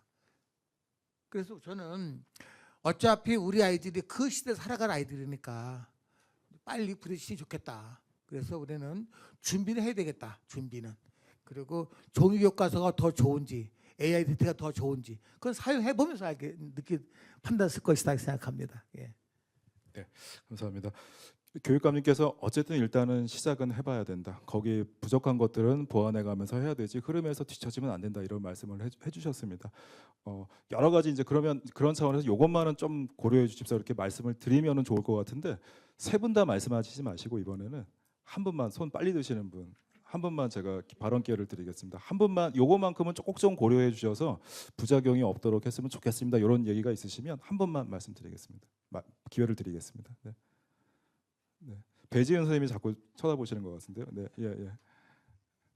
저도 AI 디지털 교과서가 도입이 되면 제가 사회 과목을 맡고 있는데 학생들이랑 조금 더 풍부한 수업 자료, 지도 같은 것도 보면서 산출물도 다양하게 만들고 할 수 있을 것 같아서 많은 기대가 됩니다. 그래서 그 아까 말씀해 주셨던 에듀테크 박람회도 가보고 싶다는 생각이 방금 들었습니다. 그런데 현장 선생님들께서는 이제 학생들이 학습 과정을 생략하고 산출물을 낼 수 있기 때문에 2022 개정교육과정에서 강조하는 깊이 있는 학습을 과연 할 수 있을지 이런 부분들에 대한 우려도 있을 것으로 생각이 됩니다. 예를 들어 인공지능을 이용해서 학생들이 시를 쓰거나 그림을 그리거나 작곡을 하게 되면 그 과정에서 학생들이 과연 무엇을 배울 수 있을까 이런 고민들도 들 것 같습니다. 그리고 개별 맞춤형 수업에는 적합하지만 협동학습에도 과연 도움이 될 수 있을까 이런 고민들도 저희가 같이 해나가야 한다고 생각이 듭니다. 네, 교육감님. 예, 제가 지난번에 서울에서 무슨 박람회를 갔었거든요. 근데 그 수업 시연을 하는데 거기 인도네시아 학생하고요. 그 전남인데 전남 중학교 2학년, 경상북도 중학교 2학년 세 개나 학교에 외국인 포함해서 학생들이 동시에 화면에 뜨면서 수업을 하는데 인도네시아 말이 나오는 거는 바로 화면에 우리말로 뜨고 우리말은 그쪽에 바로 또 인도네시아 뜨면서 이렇게 수업이 되더라고요. 아, 이게 바로 디지털 수업이구나 생각했어요. 동시에 같은 과목, 같은 학년에서 같은 과목 가지고 세 개의 그러니까 나라가 다른 데서도 하더라 이런 얘기죠. 그런 수업을 봤어요. 아, 이게 바로 그거구나 생각했고 이 디지털 AIDT가 들어오면요 선생님들이 업무가 줄어드는 게 있어요. 뭔지 아세요? 출제 안 해요 이제. 출제는 모든 성적에 대해서는 AIDT에서 그 소프트웨어에서 전국에 있는 걸 다 관리해 줍니다. 그러니까 출제할 이유가 없다는 거예요. 그런 장점이 있다고 저는 들었습니다. 출제 안 한다. 그리고 아이들의 부족한 부분을 바로바로 피드백 시켜주고요. 제가 보니까 마지막 수업 끝나면서 딱 보니까 선생님이 쭉 표를 보여주는데 어느 학생이 몇 번 질문했고 어느 학생이 뭘 못 풀었고 다 정리가 되더라고요. 그게 AI 시스템입니다. 참 좋더라고요. 하여튼 한번 경험해 보시죠. 뭐. 예. 네, 감사합니다. 지금 미래학년 담당관님께서 나오셨는데 저한테 뭘 자꾸 보여주시는데 제가 잘 모르겠습니다. 마이크를 좀 넘겨서 직접 설명을 좀 들어보도록 하겠습니다. 네, 미래학력 담당관 홍명표입니다. AI 디지털 교과서 관련해서 지금 관심이 참 많으신 것 같습니다. 다름이 아니라 오늘부터 웹에서 지금 확인이 가능합니다. 그래서 그 비번만 넣으면 되거든요. 비번이 2025 AIDT 대문자로 이렇게 치시면 지금 2025학년도에 보급되는 AI 디지털 교과서를 확인할 수 있습니다. 웹에서. 그거 때문에 제가 좀 그렇습니다. 꼭 한번 혹시 12월 6일 7일 그 원주에서 하는 강원 에듀테크 박람회에 참석하지 못하시는 선생님들께서는 여기 지금 들어가 보시면 똑같습니다. 확인 가능합니다. 이상입니다. 네, 감사합니다. 우리 또 평가 못지않게 우리 디지털 교과서 또 디지털 전환에 관해서 여러 가지 말씀을 주셨는데요. 예. 시간 관계상 이 주제도 여기에서 좀 마무리를 지어도 괜찮을까요? 예, 그래서 교육감이 나오셔서 요제는 장점은 살리고 단점은 줄여나가는 정책을 펴겠다 그런 말씀을 해주신 걸로 이해하고요. 그래서 디지털과 함께 학교를 변화로 채우는 우리 강원교육의 미래를 한번 기대해 보도록 하겠습니다. 네. 교육감님 저기 이번에 질문 방향을 좀 바꿔보려고 하는데요. 지금 계속 이제 질문만 받으셨잖아요. 근데 우리 MZ 선생님들이 나오셔서 질문도 잘하시고 답변도 잘하시는데 궁금한 게 있으시다고 제가 교육감님께서 궁금하신 게 있으시다고 제가 전해받은 게 있습니다. 혹시 질문 기회를 드리겠습니다. 한번 질문을 한번 우리 선생님들께 해주시면 감사하겠습니다.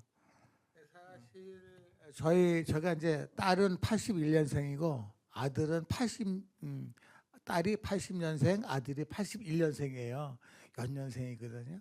MZ 세대가 1981년부터 2012년까지 태어난 세대를 MZ 세대라고 들었어요. 그게 뭐죠? M이 뭐죠? 멀티미디어인가 뭐예요? 밀레니엄. 네. Z는 뭐예요? 하여튼 뭐 Z 세대까지 해서 이렇게 하는데 참 저는 딸하고 아들이 다 MZ 세대거든요. 생각이 걔네들은 굉장히 진취적이에요. 딸은 23살에 혼자 이불 보따리 미고 집도 절도 없는 미국 나가서 아르바이트 하면서 영어 공부하고 아르바이트 대학을 나와서 지금은 애플에서 디자인 실장으로 있어요. 그래픽 디자인 실장으로 있고, 아들은 누나가 또 돈 벌면서 공부시켜줘서 석사를 강원도에서 강원대학 나와서 석사를 미국 가서 RIT에서 하고 소프트웨어 엔지니어로 쿠팡에 있다가 최근에 한국으로 들어왔습니다. 그 아이들 사는 모습 보면요, 정말로 이게 MZ세대구나 느껴져요. 일단은 독립심이 강해요. 부모한테 일체 신세 안 집니다. 독립심이 강하고, 그리고 그 아이들이 어려울 때는 나라를 생각하더라고요. 저희 아들이 그 로체스터 공대에서 소프트웨어 엔지니어 전공할 때 애엄마가 처음 가봤대요. 그 아들 자취방을 갔더니 벽에 태극기가 딱 걸려있대. 태극기가. 근데 왜 걸려있냐 했더니 마약에 유혹될 때, 아주 힘들 때 태극기 보고 격려했대요. 그리고 그날 그 로체스터에 있는 한인 목사님 교회 가서, 교회도 안 다니는 놈이 가서 한국밥 얻어먹고 목사님한테 기도받고 오고 그랬다 그러더라고요. 어차피 성공했습니다. 쉽게 말하면 MZ세대는 강합니다. 독립심이 강하고 자기 주관이 분명하다는 게 저는 MZ세대라고 생각합니다. 다 그런 분이시죠. 그래서 저는 궁금한 거는 이렇게 참 우리 학교 문화 중에서 정말 이것만큼 바꿔야 되겠다. 꼭 우리가 느끼는 거는 꼰대가, 이런 건 꼰대가 아니냐, 바뀌었으면 좋겠다는 게 있으시면 좀 들어보고 싶습니다. 네. 네, 감사합니다. 어떻게 순서는 제가 정해드리지 않아도 되겠죠. 네, 우리 여기 김지원 선생님부터 차례대로 간략하게 학교 문화 관련해서 말씀드리겠습니다. 네. 저는 학교 문화가 관리자에 따라서 굉장히 다르다는 생각을 하는데요. 경직되기도 하고 되게 유연하기도 하고 하는 분위기를 되게 많이 느꼈습니다. 근데 저희 학교에서는 관리자분들께서 교사들 입장에서 적극적으로 이제 교육 과정을 민주적으로 운영해 주시고 민원 대응도 교사들을 대변해서 해주시는 분들이기 때문에 더 교사들이 다채롭고 당당하게 교육 활동을 펼칠 수 있는 것 같습니다. 그래서 걱정인 것은 다음 학교에 가서도 이런 좋은 관리자분들 만나야 할 텐데라는 이제 좋은 분들을 만나면서 그런 걱정이 더 많이 들기도 하더라고요. 그래서 좋은 관리자분들을 만나면 그런 좋으신 분들이, 훌륭하신 분들이 관리자가 되신다면 우리 젊은 선생님들에게도 큰 힘이 되지 않을까. 그리고 학교 문화도 더 부드럽고 다양해지지 않을까 싶습니다. 네, 감사합니다. 네, 배지은 선생님. 저희가 현장에서 만나는 아이들도 MZ 세대잖아요. 그래서 저는 학교에서 만나는 아이들이 정말 주체성을 가지고 있는 아이들이고, 그다음에 이 친구들이 정말 강하고 독립적인 학생들이라고 생각을 합니다. 그래서 기존의 교사 중심으로 운영이 되던 학교의 행사라던가 동아리라던가 뭐 교칙 위반에 대해서 교사가 지도하는 부분, 이런 것들이 조금 학생 중심으로 바뀌면 좋겠다는 생각을 늘 가지고 있습니다. 그래서 학생을 중심으로 학생 동아리도 운영하고 학생을 중심으로 축제 부스 같은 것도 운영을 하고 학생 자치 법정 이런 것들도 하면 학생들의 주체성을 인정해주면서 더욱더 성장시킬 수 있는 더 민주적인 학교 문화가 만들어질 수 있지 않을까라고 생각합니다.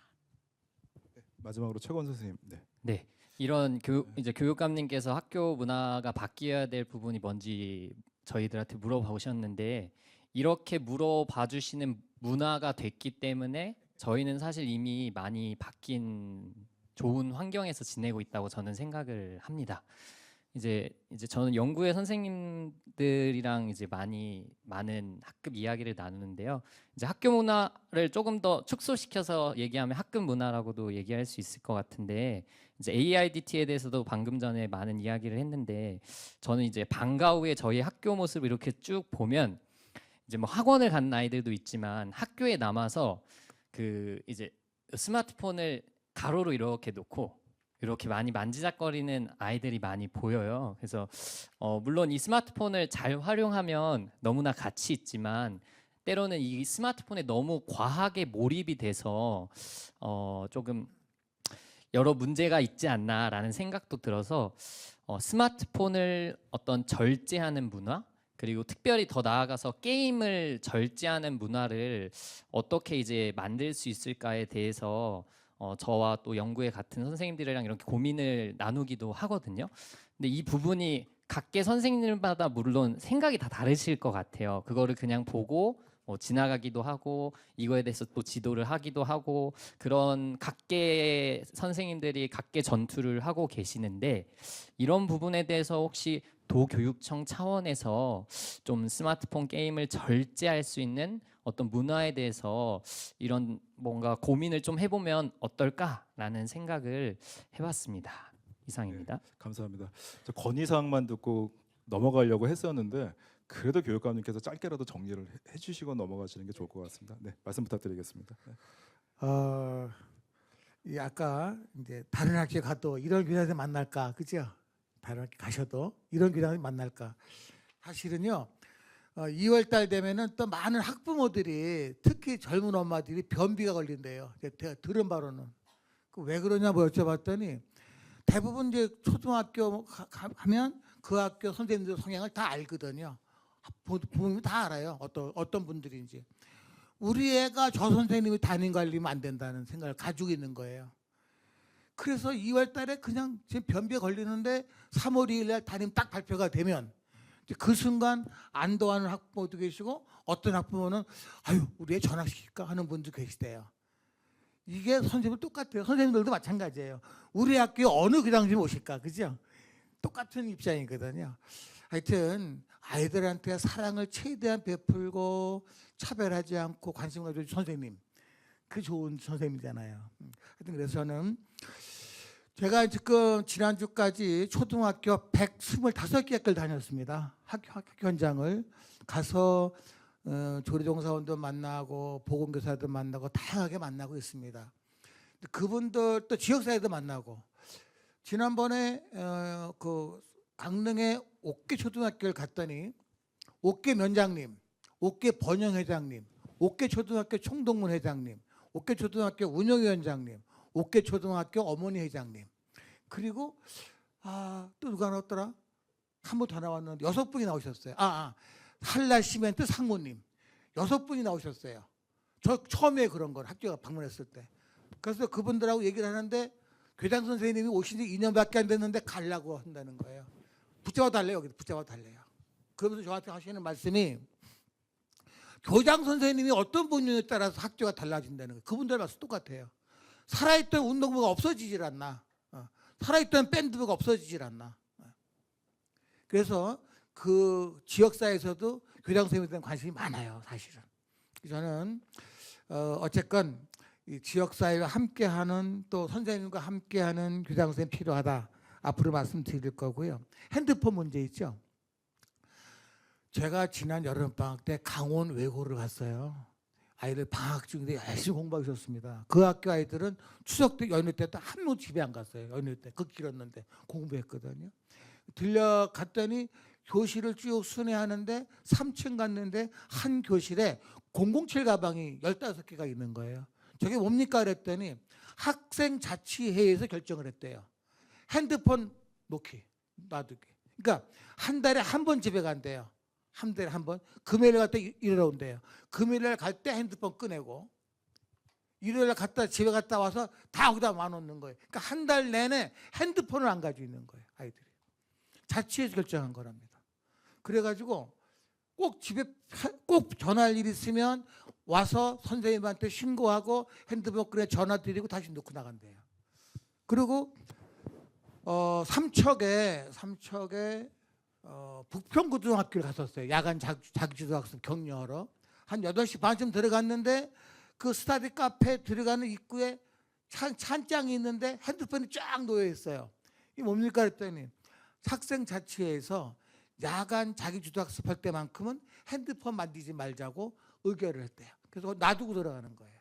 그래서 그 학교는 밤 11시까지는 선생님이 감독해 주시고 새벽 2시까지는 사감도 선생님이 감독을 해 주시더라고요. 새벽 2시까지 공부하는 학교입니다. 그 학교는 북평고등학교입니다. 어쨌건 아이들이 스스로 핸드폰 문제 해결하는 거예요. 그래서 앞으로 이런 문화가 강원도 내 모든 학교에 퍼졌으면 좋겠어요. 네, 감사합니다. 문화가 바뀌는 데는 다른 것보다 시간이 훨씬 많이 걸릴 수밖에 없는데 우리 교장, 교감 선생님 그리고 우리 선생님들 그리고 우리 생각 깊은 우리 학생들까지 그 덕분에 이미 바른 길을 가고 있지 않나라는 생각이 들었습니다. 네. 다음 주제로 마지막 주제입니다. 다음 주로 넘어갈 텐데 이제 시간이 많이 갔습니다. 마지막 주제로 한번 넘어가 보도록 하겠습니다. 마지막 주제가 어떻게 보면은 가장 최근에 이슈가 되고 있고 좀 무거울 수 있는 주제일 수 있을 것 같은데 선생님 한 분이 대표해서 질문을 해주시면 좋을 것 같아요. 어느 분이 질문해 주시겠습니까? 네. 네, 최건수 선생님. 네. 네. 이제 방금 사회자님, 장학사님도 말씀하신 것처럼 많은 분들이 이제 궁금해하셨던 부분인데 저도 이제 연구회 선생님들한테도 좀 이렇게 많이 들었던 부분입니다. 최근 10월 28일 날 이제 강원특별자치도 교육청과 정교조 강원 지부가 맺은 협약이 실효가 됐다라는 그런 내용에 대해서 저도 접하게 됐습니다. 이제 협약을 실효한 이유가 분명 있을 거라고 생각을 해요. 네, 교육청 입장에서. 네, 그래서 저도 많이 살펴봤고요. 네, 다만 이제 현장에 있는 선생님들 중에서는 어떤 의견들이 있으시냐면 뭐 예를 들어서 그 협약 내용 중에 주간 학습 예고안을 결제한다라든지 뭐 복무, 뭐 조퇴와 같은 복무의 구체적인 사유를 기재하지 않아도 된다. 이런 일부 어떻게 보면 선생님들이 누리고 있는 편하게 누리고 있는 그런 부분들이 아무런 말 없이 실효됐다는 결과적인 이런 얘기를 듣다 보니까 좀 과거로 회귀하는 건가? 이런 좀 혼란스러움도 있으신 선생님들이 계셨어요. 그래서 이런 부분에 대해서 이제 좀 한번 얘기를 듣고 싶은 마음이 있었습니다. 네, 감사합니다. 제가 그 답변 기회를 우리 과장님 먼저 드리고 그 다음에 교육감님 말씀까지 이 사안은 꼭 나와야 될 것 같습니다. 네, 그래서 과장님 말씀 주시고 그 다음에 교육감님 말씀 주시는 걸로 그렇게 하겠습니다. 네. 네, 죄송합니다. 지난 10월 28일 정교조 강원지부와의 단체 협약을 교육감님께서 실효 선언을 하셨습니다. 이것은 선언을 한 이유는 말이죠. 법령에 의한 어떤 행정 절차 행위입니다. 행정 통보 행위인 것입니다. 법령에 의하면은 저희가 유효 기간이 만료된 그 3개월 이후에는 해당 단체 협약은 효력이 없다라고 나와 있습니다. 말하자면은 유효 기간이 만료된 것입니다. 이는 중부지방고용노동청 강원지청에서 2021년 강원도 교육청이 정교조 강원지부와 맺은 단체 협약은 실효함을 효력이 없다, 효력이 상실되었음을 공문으로 보내왔습니다. 그래서 저희는 거기에 근거한 어떤 행정 통보 행위다라는 말씀을 불가피한 행정 통보 행위였다라는 말씀을 드리겠습니다. 일부에서 현재 우리 강원도에는 그럼 단체 협약이 하나도 안 남아 있다라는 말씀을 하고 하시는 분들도 계시는데요. 그렇지 않습니다. 현재 저희는 강원 교사 노조와의 단체 협약 208개 조항이 있습니다. 강원 교원 노조와의 단체 협약 172개 조항이 있습니다. 두 노조를 합하면은 380개 조항입니다. 노조는 아니지만 강원 교총과의 협의 사항도 62개 조항이 있습니다. 방금 선생님께서 말씀하신 학습 지도안과 주간 학습 안내 결제 폐지 이거 어떻게 하면 좋습니까? 그러는데 강원 교사 노조와의 단체 협약 제19조에 보면은 이런 내용이 있습니다. 도교육청은 학습 지도안, 초등 주간 학습 계획안, 일일 교육 계획안을 결제하는 것을 폐지하고라는 부분이 이 조항이 아직 살아 있어요. 그래서 그 부분은 선생님께서 걱정을 하지 않으셔도 되겠습니다. 두 번째입니다.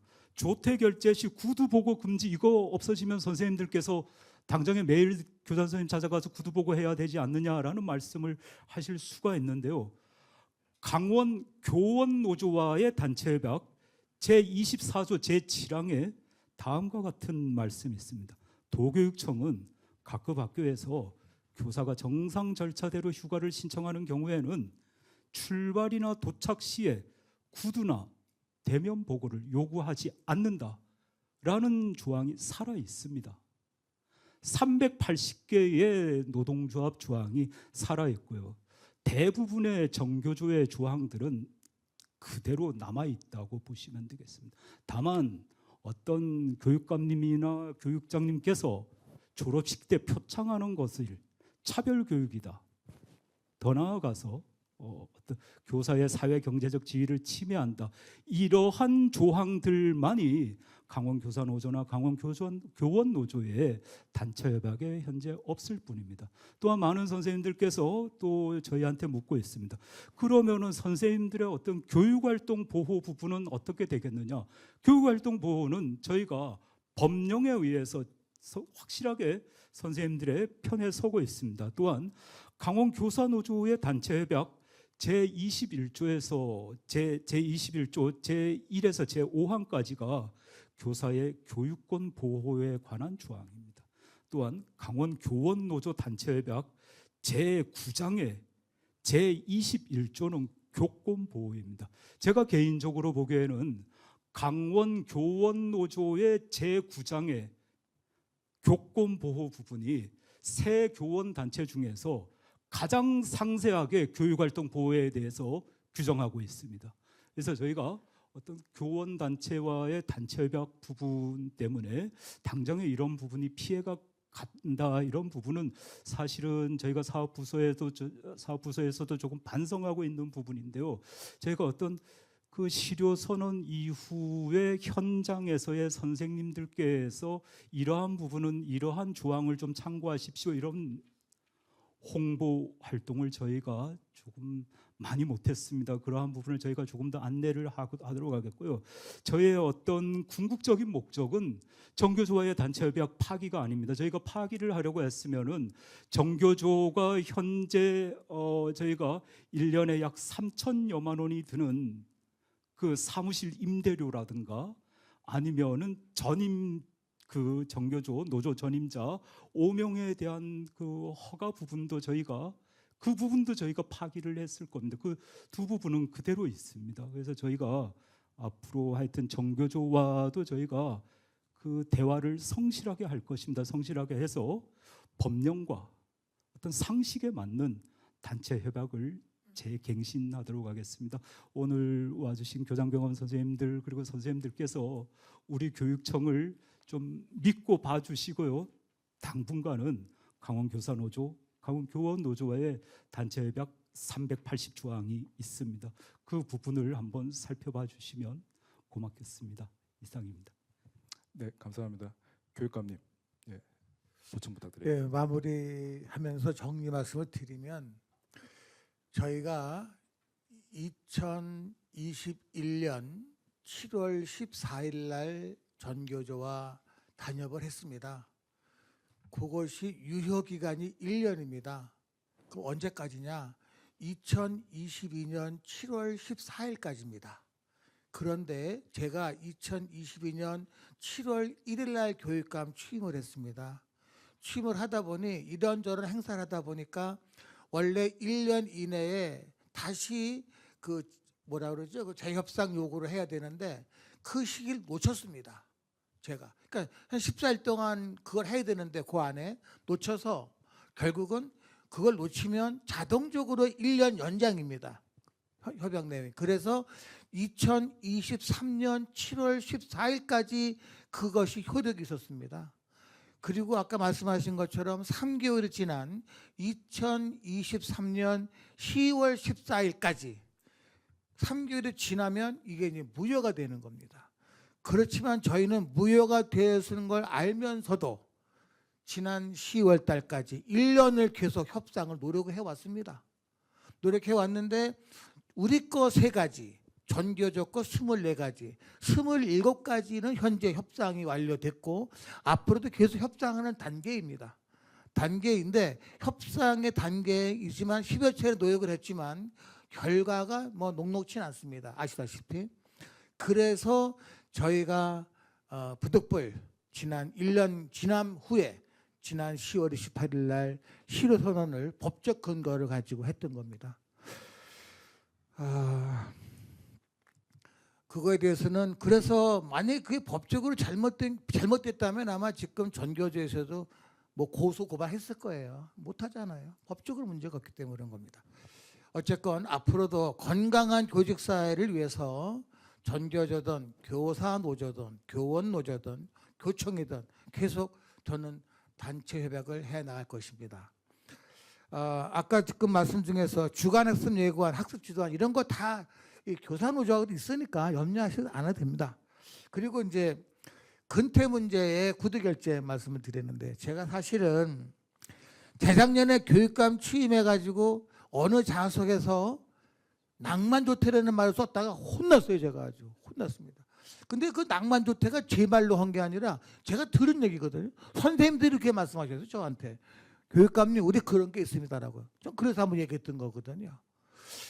근데 그 낭만조퇴라는 말은 저는 제가 만드는 게 아니라 선생님들 입에서 나온 말이고 지금 좀 전에도 우리 과장님이 이제 메모를 전달했는데 최근만 해도 어느 초등학교에서요. 현재 우리가 수업 일수가 며칠이에요? 220일입니까? 190일인데요. 이미 현재까지 80회에서 100회까지 조퇴하신 선생님들이 한 학교에 5, 6명이 나온다는 거예요. 아직도 있다는 거예요. 이거 어떻게 생각하세요? 근거가 있어요. 나이스 보면은 통계 나오거든요. 한 학교에서 5분의 선생님이 1년에 현재까지 80회에서 100회 조퇴를 했어요.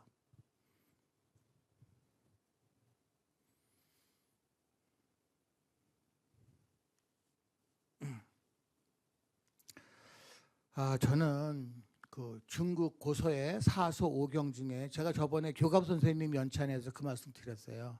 사서오경에 보면 예지편에 보면요. 출필고 반필면이다라는 말이 있어요. 자녀가 집을 나갈 때는 부모님한테 꼭 어디 다녀오겠습니다 말씀을 드리고 나가고 다녀와서는 부모님 잘 다녀왔습니다 하고 얼굴을 보여주라는 거거든요. 사실 이런 출필고 반필면이라는 것을 우리 선생님들이 아이들한테 가르쳐야 될 예의 중에 하나입니다. 그렇죠? 저는 이제 그런 말씀을 드렸어요. 선생님들이 아이들한테 그런 교육을 해야 되는데 선생님들도 중요한 일이면 뭐 웬만한 건 구두 결제 안 해도 됩니다. 안 해도 돼요. 근데 뭐 집안에 대사가 있어. 아버님 돌아가셨어. 예를 들면 예를 들면 어머님이 위암인데 지금 많이 유독하셔. 이런 경우는 말씀을 드리고 교장 선생님 저 이런 연가 좀 내겠습니다. 그거 안 해줄 사람이 어디 있어요. 그죠? 저는 그런 걸 얘기하는 거예요. 구두 결제라는 게.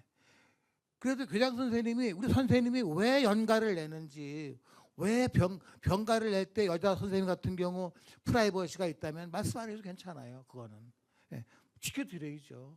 그러면서 이렇게 진짜로 연가나 휴가나 조퇴를 하실 때 꼭 중요한 일 같으면 교장 선생님한테 말씀드리는 것도 괜찮지 않겠습니까?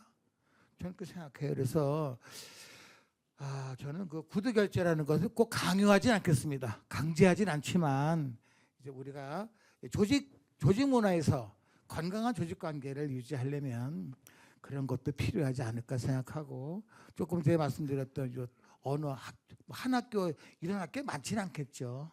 어느 학교에서 지금 5분 선생님이 현재까지 80회에서 100회까지 조퇴를 했다는 거 이런 건 우리가 좀 각성해야 될 문제가 아닌가 생각합니다. 그리고 단체 협약 어느 교원 단체도 다 존중하겠습니다. 존중하고 테이블에서 단체 협약이라는 사항에 정의된 내용, 선생님의 후생복지, 권리, 교권 또는 근무 여건 등등 임금까지도 임금 우리 소관이 아니지만 임금까지 어쨌건 교원단체 협약사항에 정기된 그런 낱말들에 대해서는 최선을 다하겠다. 그렇게 말씀을 드리고요.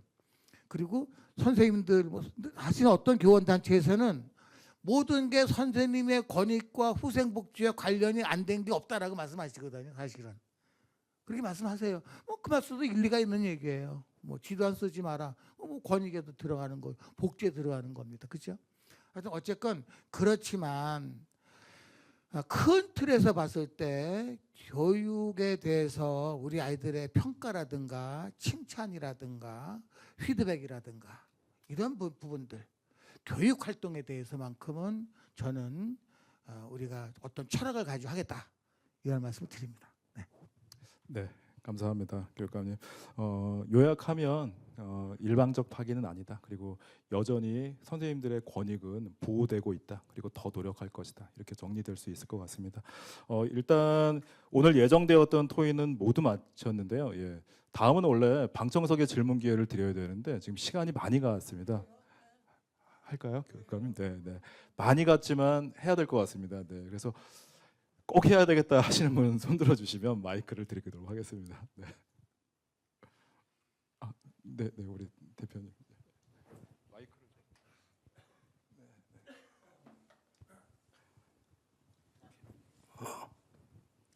듣다 보니 목이 쉬었습니다. 저는 이제 뭐 제가 오늘 참여해서 들어보니까 제가 질문도 해야 될 게 많고 또 거꾸로 제가 답변도 해야 될 상황도 많은 것 같은데 제가 짧게 처음에 우리 세 분 선생님 악성 민원에 대해서 말씀하셨잖아요. 참 가슴 아픕니다. 강원도 학부모 대표로서 그 공감하고 있고요. 저희 학부모 협의회에서도 제가 제일 많이 얘기하는 건입니다. 그게 일부 전체 우리 학부모들은 아니잖아요, 그죠? 일부 학부모들 때문에 그렇는데 그 부분에 대해서는 제가 많이 공감하고 저희들 자체에서도 자정 노력을 하겠다.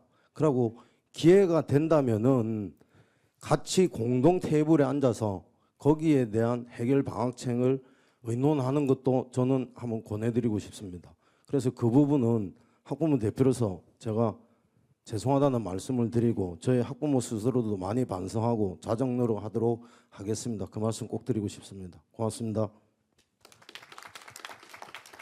네, 감사합니다. 혹시 다른 분 또 질문 있으실까요? 네, 감사합니다. 없으신 걸로 알고. 근데 어쨌든 질문이 하나 더 나와서 조금 더 시간이 갔는데요. 이렇게 시간이 좀 더 간 김에 우리 마무리하기 전에 우리 MZ 선생님들 너무 잘하시죠. 예, 저는 한 경력이 한 10년 넘어서도 저렇게 못할 것 같습니다. 예, 그래서 이런 기회가 또 쉽지 않은 기회인데 나오신 소감 정도는 좀 듣고 마치는 게 좋지 않을까. 예, 예, 예. 우리 김지현 선생님부터. 네, 그 전에 제가 하나만 예, 예. 후평주 선생님 어제 주당 선생님 자제분 결혼식 했죠? 다녀오셨어요? 부준하셨어요? 저는 학교 문화를 여쭤본 겁니다. 저도 사실 몰랐는데 나중에 연락이 오더라고요. 교장 선생님 자녀분이 서울에서 결혼식을 한다 연락이 와서 저도 그 교육감 미리 알았으면 축하기라도 좀 보낼 걸 그랬다 하는 생각이 들었는데 안 알려주시니 몰랐죠. 뭐. 학교 문화가 좋은 것 같으네 거기는. 네, 알겠습니다. 네, 김지현 선생님부터 한 말씀 부탁드립니다. 네, 저 같은 젊은 교사들의 목소리를 들어주시고 직접 답변을 해주셔서 너무 감사한 마음이고요. 그리고 강원교육에 대해서 더 이해하고 배워가는 시간이었습니다. 감사합니다. 오늘 토크 콘서트의 주제는 교육 주체의 함께하는 성장이라는 생각이 듭니다. 오늘 많은 선생님들과 장학사님 그리고 학부모님과 또 교육감님과 함께 이야기를 나눌 수 있어서 정말 뜻깊고 좋았습니다. 감사합니다. 네, 1분 넘으면 끊어주세요. 일단은 이런 귀한 자리 만들어주셔서 감사하다는 말씀 드리고요. 사실 이 자리 준비하면서 오히려 제가 더 배우는 시간이 됐던 것 같고 또 이 자리에서 소통하면서 더 알아갈 수 있어서 너무 좋았습니다. 끝으로 오행시 한번 해보겠습니다. 네, 선생님 아자로 할 건데요. 네, 간단하게만 제가 스스로 운을 띄우고 해보겠습니다. 선물입니다. 생명력 있는 학생들 선생님 그리고 여러분들과 함께해서 임진왜란과 같이 힘든 순간도 있으시죠? 아기가 부모님 보고 흐뭇하게 웃진 못하죠. 아기가 부모님을 보면 너무 흐뭇한 순간도 있을 거예요. 자, 올해 수고하셨습니다. 모두 아자!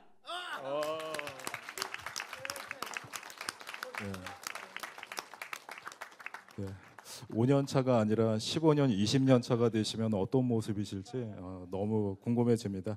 네, 오늘 주제가 사실 쉽지 않은 주제였는데 우리 허심탄회하게 또 긴 시간 동안 우리 토의에 임해주신 우리 6분 패널 분들께 박수 한번 부탁드리겠습니다. 네.